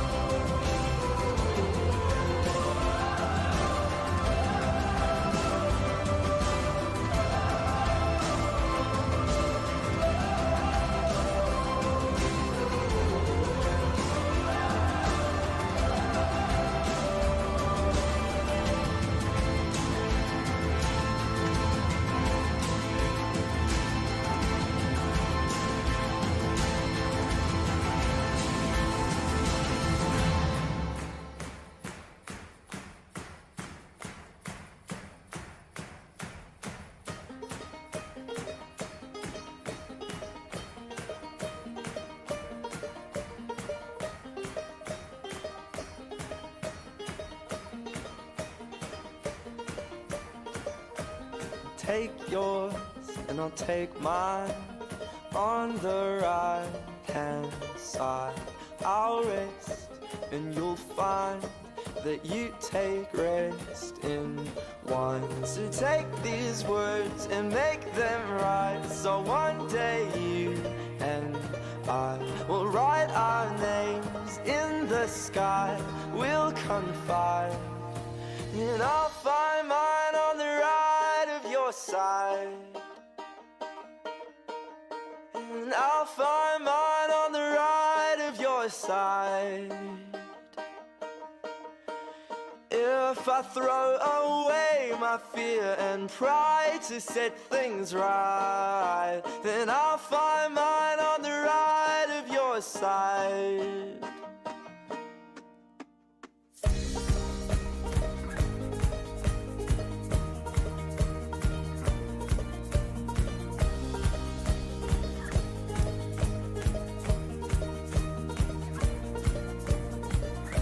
And brothers and sisters, fill these cups with life. Please forgive them, 'cause they know not their lives. So take these words and make them right, so one day you and I will write our names in the sky. We'll confide, and I'll find mine on the right of your side, and I'll find mine on the right of your side. If I throw away my fear and pride to set things right, and I'll find mine on the right of your side.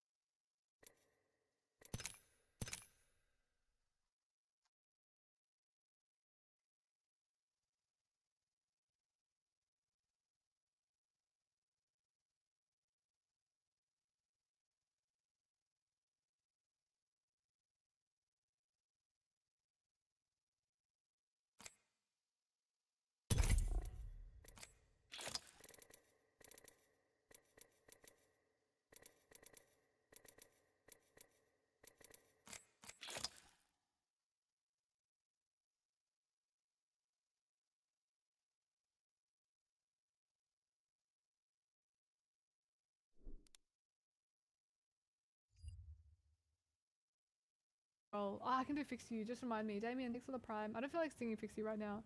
Do you want some Kiss Me More? I know what you're looking for. Off for a laugh, are I'm we? in.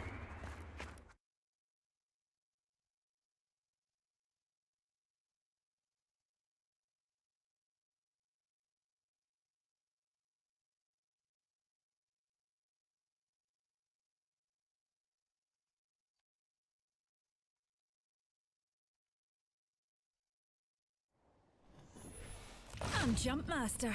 I'd say fasten your seatbelts, but it's not that kind of ride.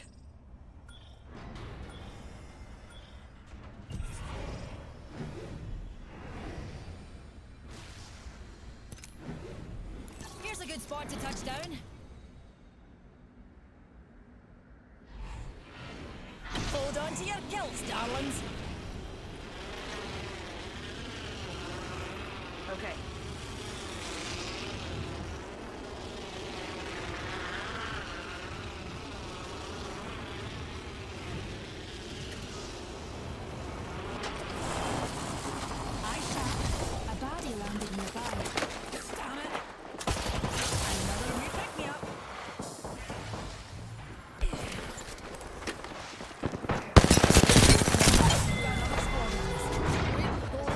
Has been forcibly expired.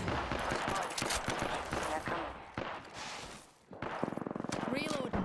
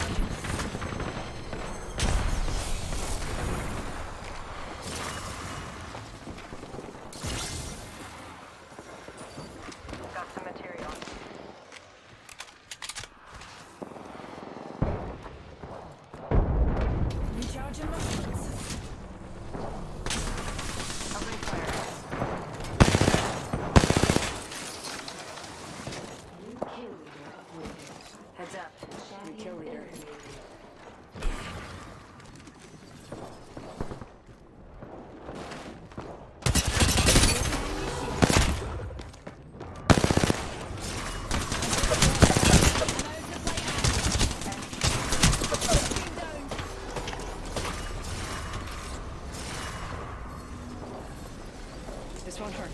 Hold on.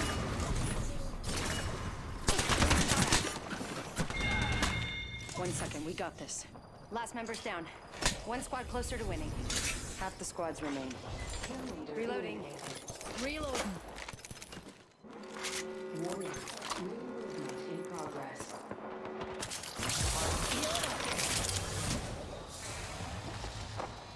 Need to recharge my shield.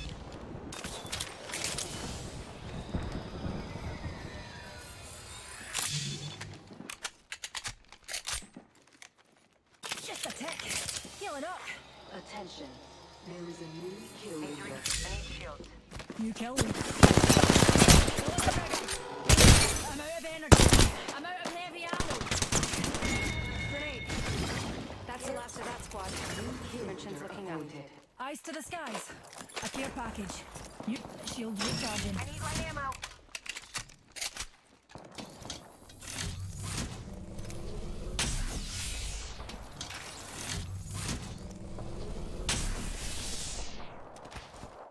Heal it up. I need energy ammo.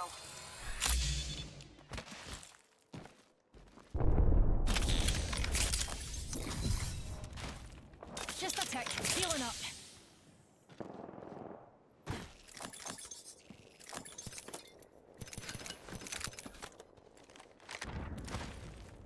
Rejuvenating.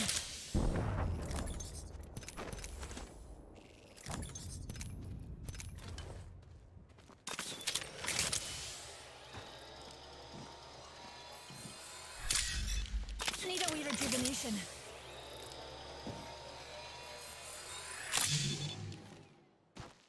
All right, my ultimate's hostile spotted. Thermite grenade out.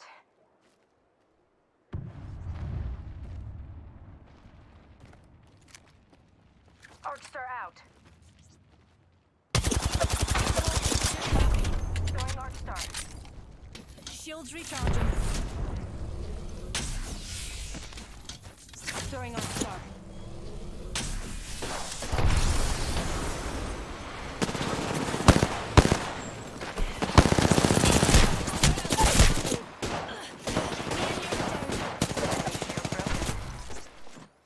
Punching the tunnel.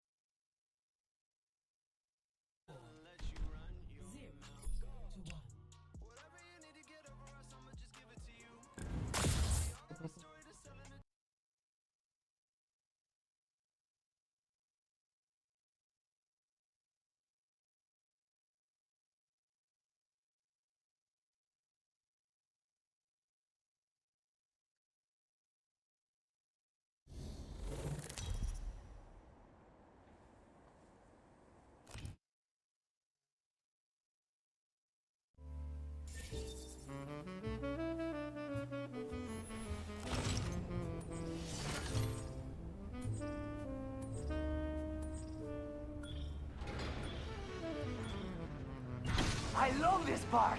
Ha-ha! Over there looks fun.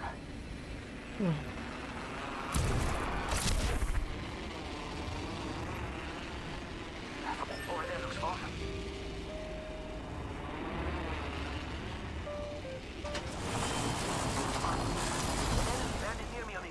Another soft landing. Thermite! Taking fire! Grenade out!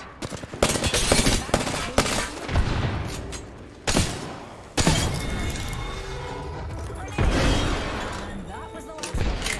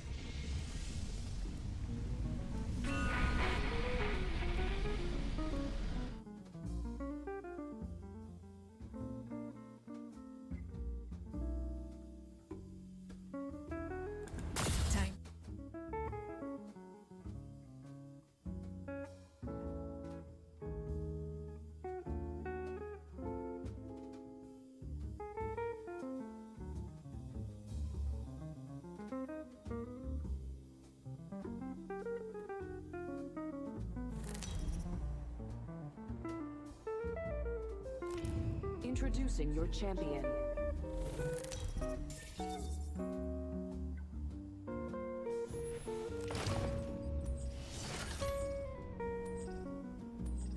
Reckon we ought to land over there, darlings. Jump master. As above, so below. Hold on to your kilts, darlings.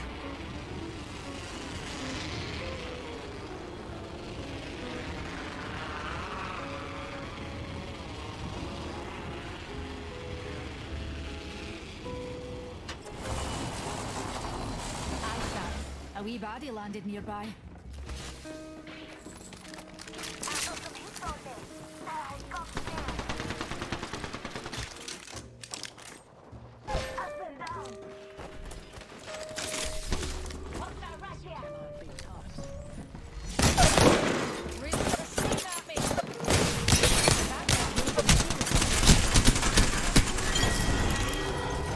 Killed me a whole squad.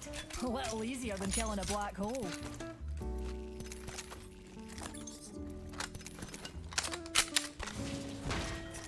Rejuvenating. Oh, I'm in the ring already. I thought I could use that.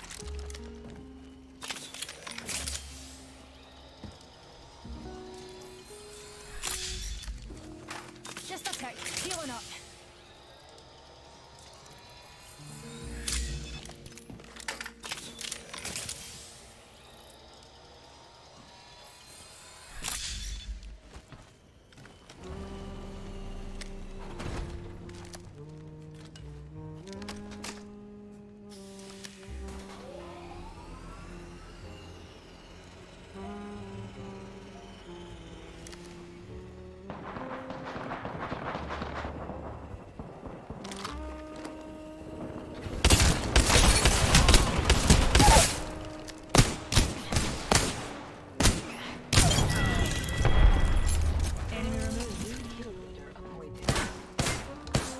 And the new kill leader is? Dinner fast yourself.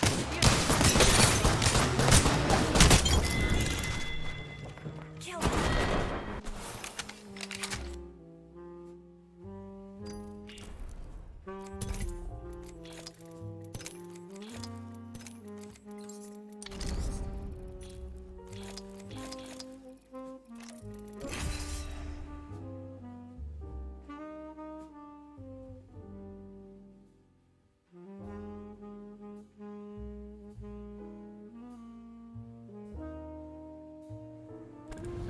Repulse.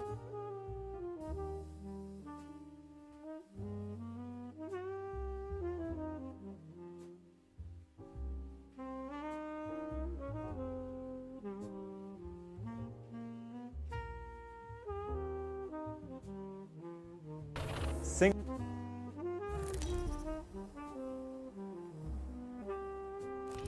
Introducing your champion. Try not to blink. You may miss me.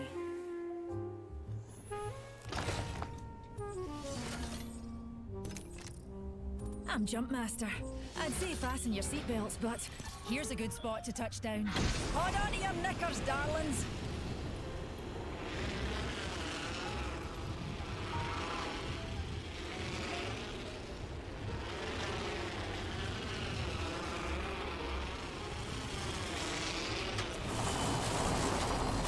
Eyes sharp. A wee baddie landed nearby.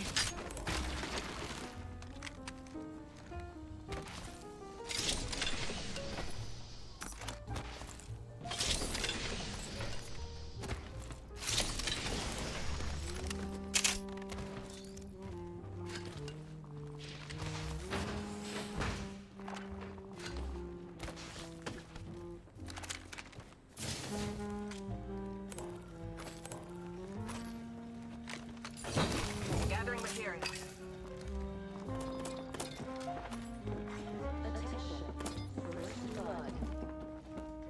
Oh, first blood. Who'd have thought blood would be so bloody? Oh, we've got a bad guy. They're close. Pick me up deployed. Beginning ring countdown.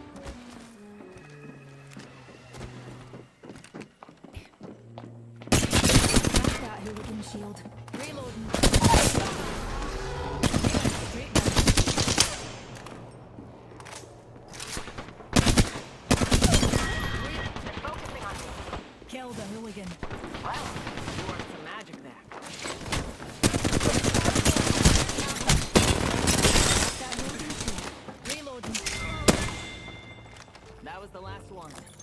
came together, they fell apart.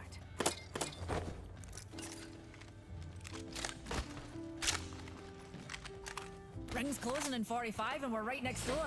You're dead brilliant, that is. Attention, there is a new kill leader. I'm using a Phoenix kit, pal. You kill leader, you data. 30 seconds and the ring is close.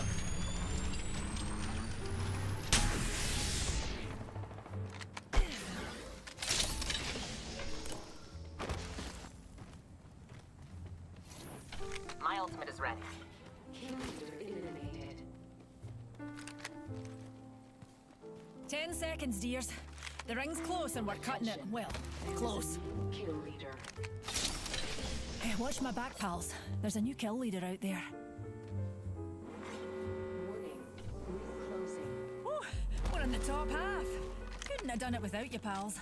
Not to be pernickety, dears, but the ring's on the move, and we're not insider yet.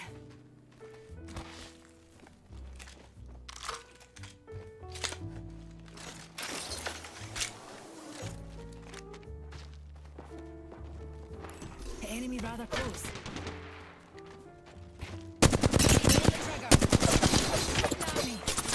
Attention, there is a new Another wee pick me up. Recharging my shields. Watch my back. attention. Deliver care package.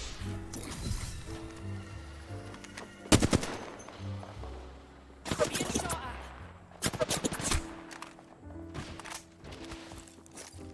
Shields recharging.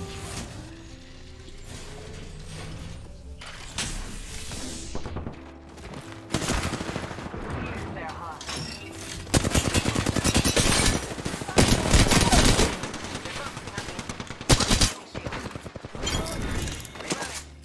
Well, looks like that was the last of them. Reloading.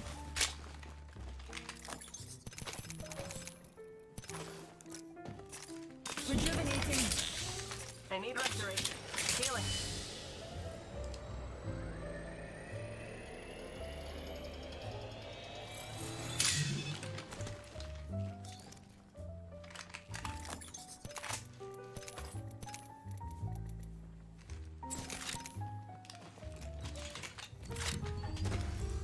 Hold on, I'm feeling crafty.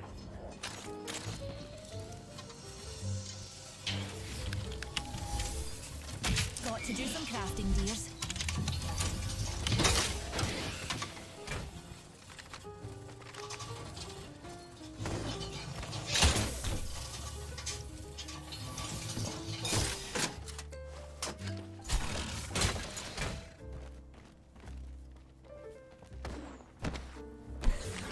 Another soft landing.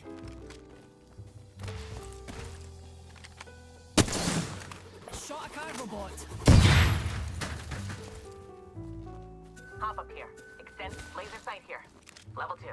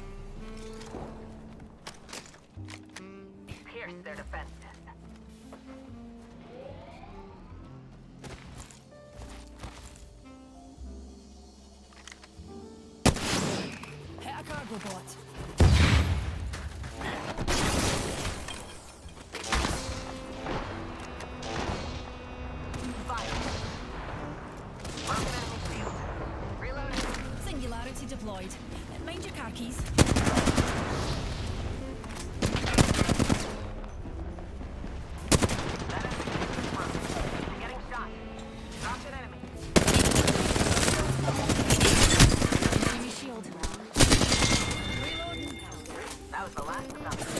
Squad on us, darlings. I'm recharging my shields. Getting shot. Enemy kill. Strong enough to beat. Enemy. By the earth. Recharging shield. Being downed.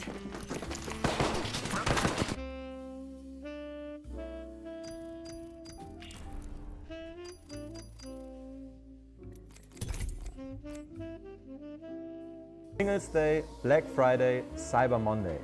Q4 ist das wichtigste Quartal. Hey guys, I'm Valky and I'm addicted to improving my aim. When I hit Global Elite in CSGO in 2017, I wasn't really actively focused on improving. All I did was grind the game for 8 hours a day without putting much thought into anything else really. I took a long break from CSGO and came back to the game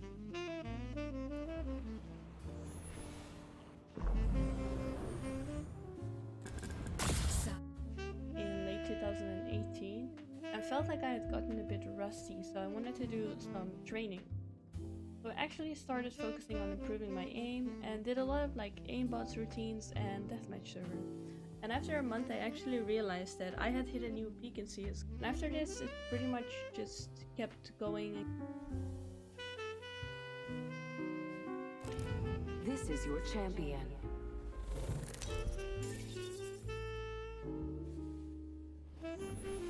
We're jump master, Newty. Just like old times. If not even like an escape there. We do this for science.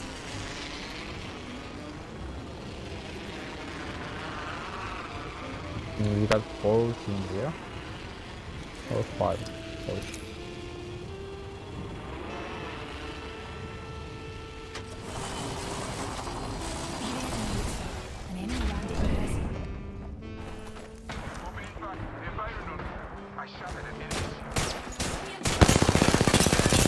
Enemy shield. Reload.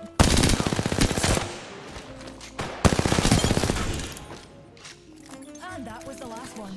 It's like we've done this before. First blood. Need to compose myself. Shields recharging.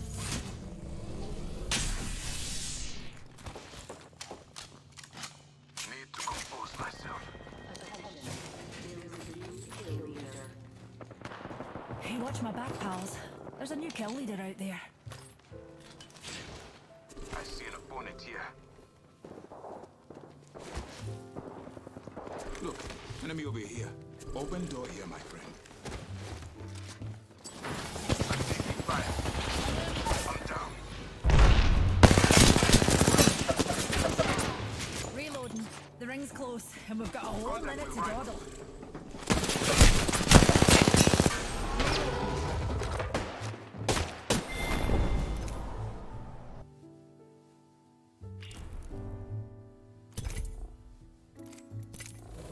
Time to introduce a little chaos to my research. And kept going until I became really obsessed with improving my aim. At a certain point I even felt like I needed to work on my tracking because that's also a very big part of aiming. And at this point I didn't just want to become really good at CSGO, I wanted to become really good at every game I played, which is pretty much every competitive shooter that's on the market right now and every single VR. So I was really focused on improving my aim all around for all these games. Which is when I got Kovac's aim trainer about the end of 2019. And started doing like only tracking routines, like 5 or 6 of them. And since that time I have made a lot of progress, and I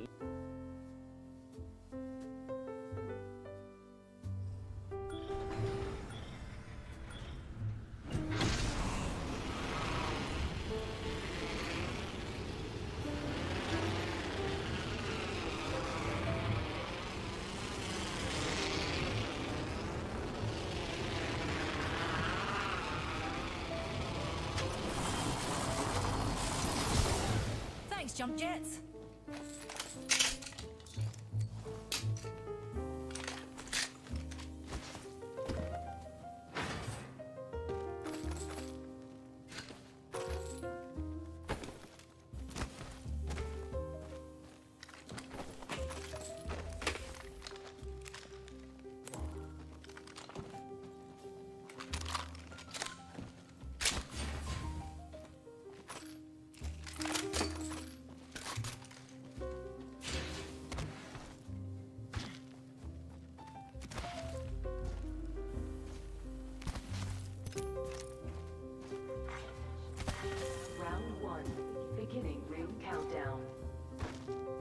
Oh, that next ring's far.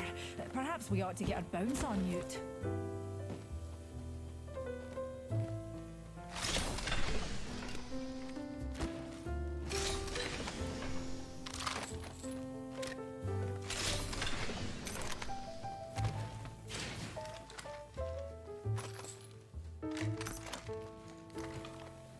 Ring's far, and the clock's a ticking.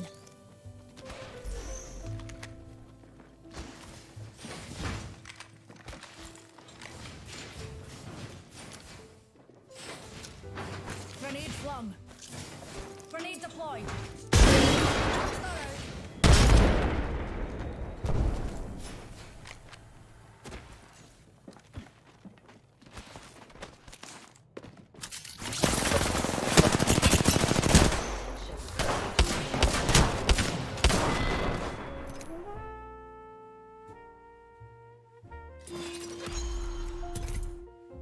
Even got 2 rank 1s in tracking scenarios since that time.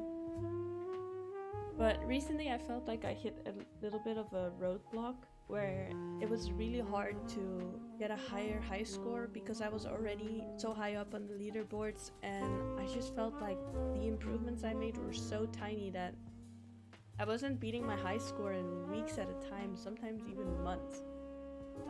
So I really wanted to break through that barrier, and that's where this challenge came to mind. I wanted to see how much I could improve in 30 days of aim training. And this would consist of a total of an hour and a half in CSGO every day, which will consist of aimbots training, the training aim CSGO dark map, and CSGO deathmatch. And outside of the 7 tracking scenarios I had been doing for months, I had 6 clicking scenarios to do 5 times a day, all of them every day, which came to a total of Jump mask. 3 hours of aim.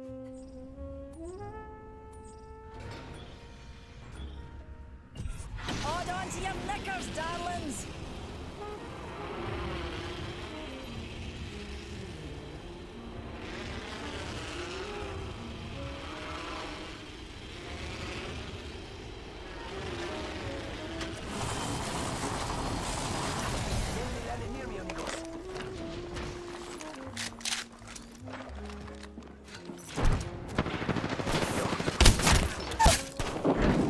Enemy down.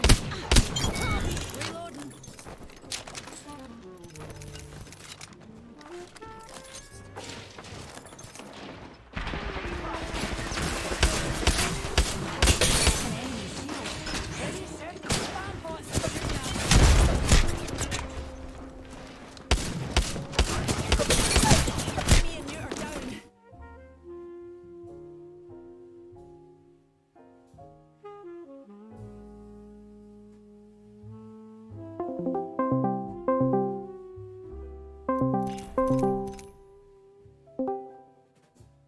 What's up, my little bubble lover? Yeah, what's up? Do you have anything to do today? I was supposed to go to class, but I'm just gonna do a little bit of work at home first. Or no, I'm just gonna do a little bit of work and not go to class. I see. Well, do the work now then. And then we can play later. Alright. See ya. Yeah, just give me like 30 minutes or something. I'm just gonna do go some. eat some food, I think. Okay. Right, Let's see see what ya. I got.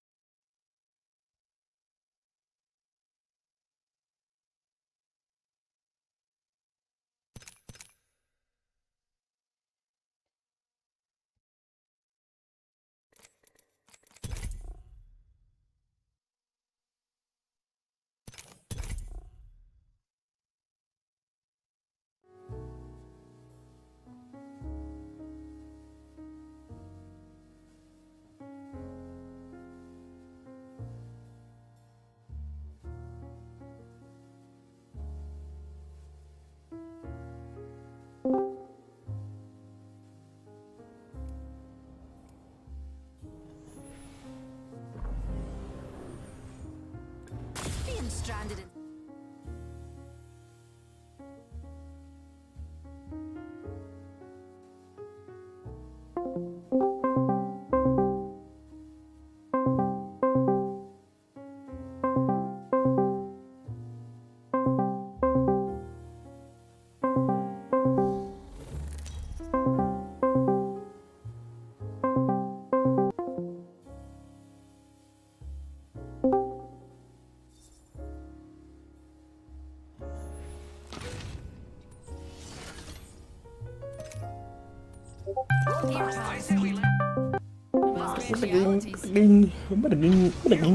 Hey, what's up? Good evening, afternoon. What are you doing right now? A little bit, not too much though. Be ready, mute. An enemy landed in there. Yeah, no, I'm just trying to message people in my group, see if they're doing anything as well. Or if they're doing nothing.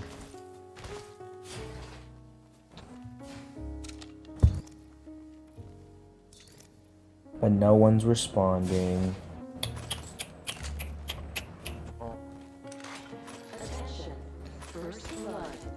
And whose fault is that? First blood. Well, you can't solve the eternal mysteries of the universe without breaking a few eggs. Probably theirs, because they're in class and I'm not. Why did I have retardlighter.jpg on my phone?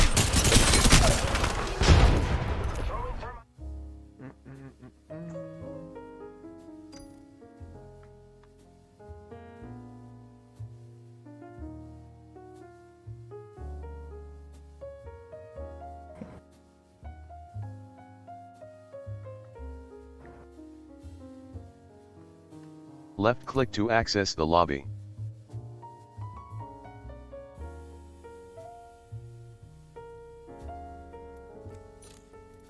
Meow, meow. Okay. Let me just message these people and I'm gonna go on my actual computer and we'll play. Alright. Okay, bye bye bye bye bye bye bye bye.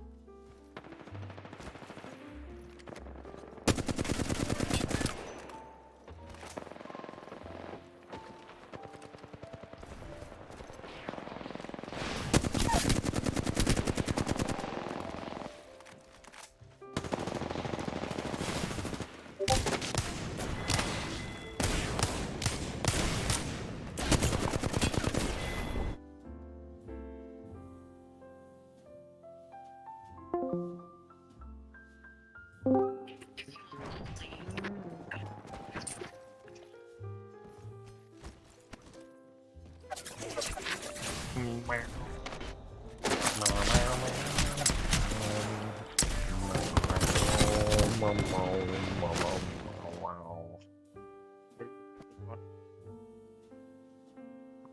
was honestly looking at a different thing, but I'm gonna start streaming OBS Studio. What is up? No, and then after like a couple of weeks, you should sift through your footage and find the funniest shit. I don't have footage. What do you mean? I mean, you have the VODs on Twitch. Oh, okay. Make sure they're enabled. Stream or share your screen with me. That's what I forgot to do last time. I remember now. Make sure that you have VOD taping on Twitch. No, don't stream Overwatch 2, bro. Come on, your entire screen. I'm not streaming Overwatch 2. You are on Discord. What? No, I thought I pressed whole screen. Oh no, no, it's you screen did, 1. Yeah, well, it said Overwatch 2 though for some reason. Anyway. That's right. Alright, right. You have to go to your Twitch settings for this. Yeah. So go to Twitch. Keep in mind that I am watching hot gay porn on my thing, so don't be alarmed. Okay. Wow, 4 followers. Okay. Go to press top right or just go to settings. There's settings also there. Where? Settings, yeah. Stream. I'm gonna have to look for it. So just scroll down. VODs. Wait. Store past broadcast. Yeah, right there. Top of your current screen. Automatically save broadcast for up to 14 days. Okay. Alright, so your past 2 weeks will always be saved on your channel. Does that include like recent streams? Like streams that have already happened? No, the ones you already did are not saved right now, but I think maybe they are. You can check to see if they're on your profile under videos, if you have videos there. Those are just like if it's empty, then they haven't been saved and then whatever. But from now on, they will be. If they're on their profile. Oh god, there's an infinite loop. No. Shut up. How do I make it so that people can hear my desktop audio? Can't? Yeah. You can just turn it off in OBS, turn it all the way down if you want. I just wanted them to not hear like videos in the background, just Overwatch. You can split the audio devices.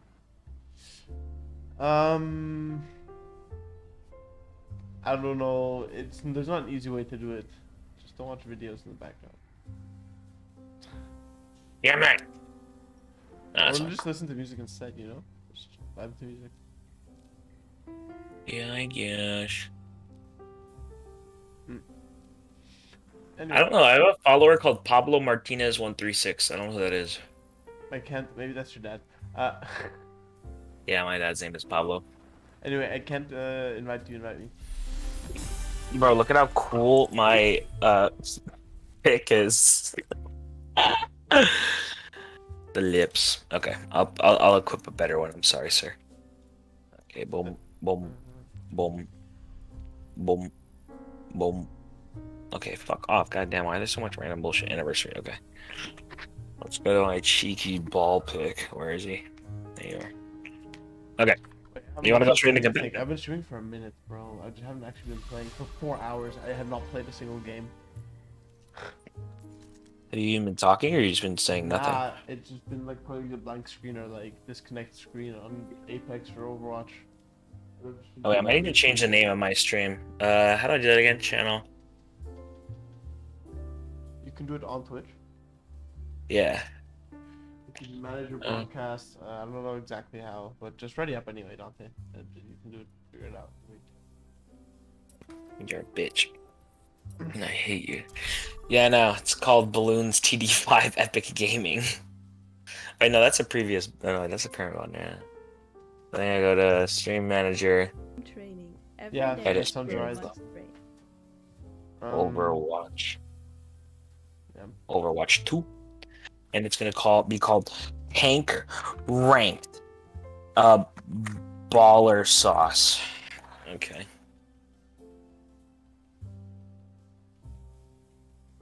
Climbing out of flat. We're climbing out of flat here. killing 200 to raving bots Okay. on the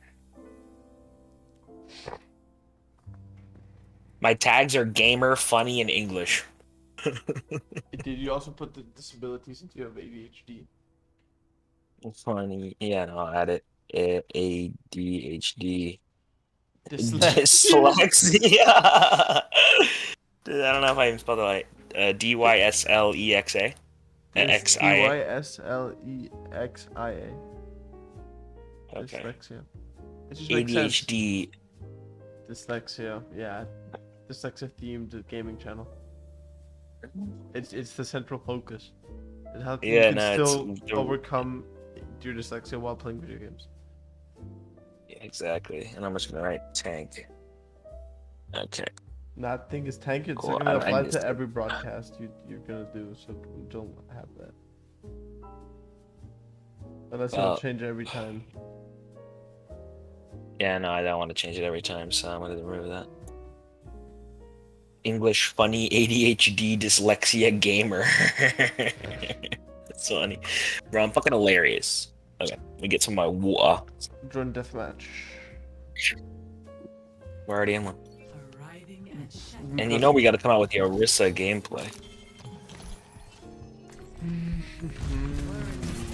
What the fuck, bro? I'm lagging apparently.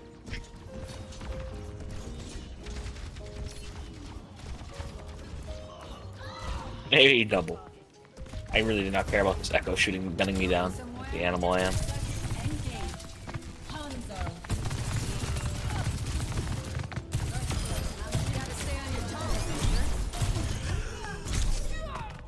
Fuck Genji, man. I can't wait for him to get nerfed. Might have to adjust my approach. Man, lagging, bro? What, like... Following a Genji jumping above you is like the most autistic shit on planet. I aim to devastate. I'm just like one. Yeah, turn down my jazz. Let's move jazz.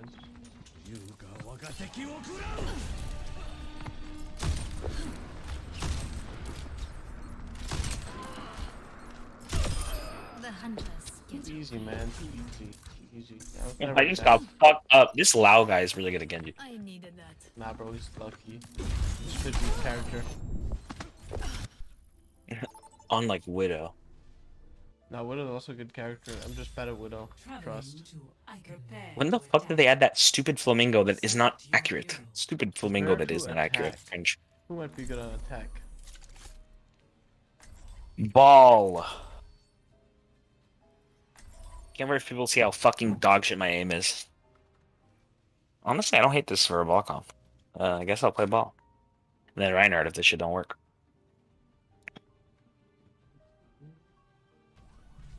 We're in this together. All of us. I have to destroy everything. It's time to let's hear that fighting spirit. That's exactly what Oh, did you hear that voice line, bro?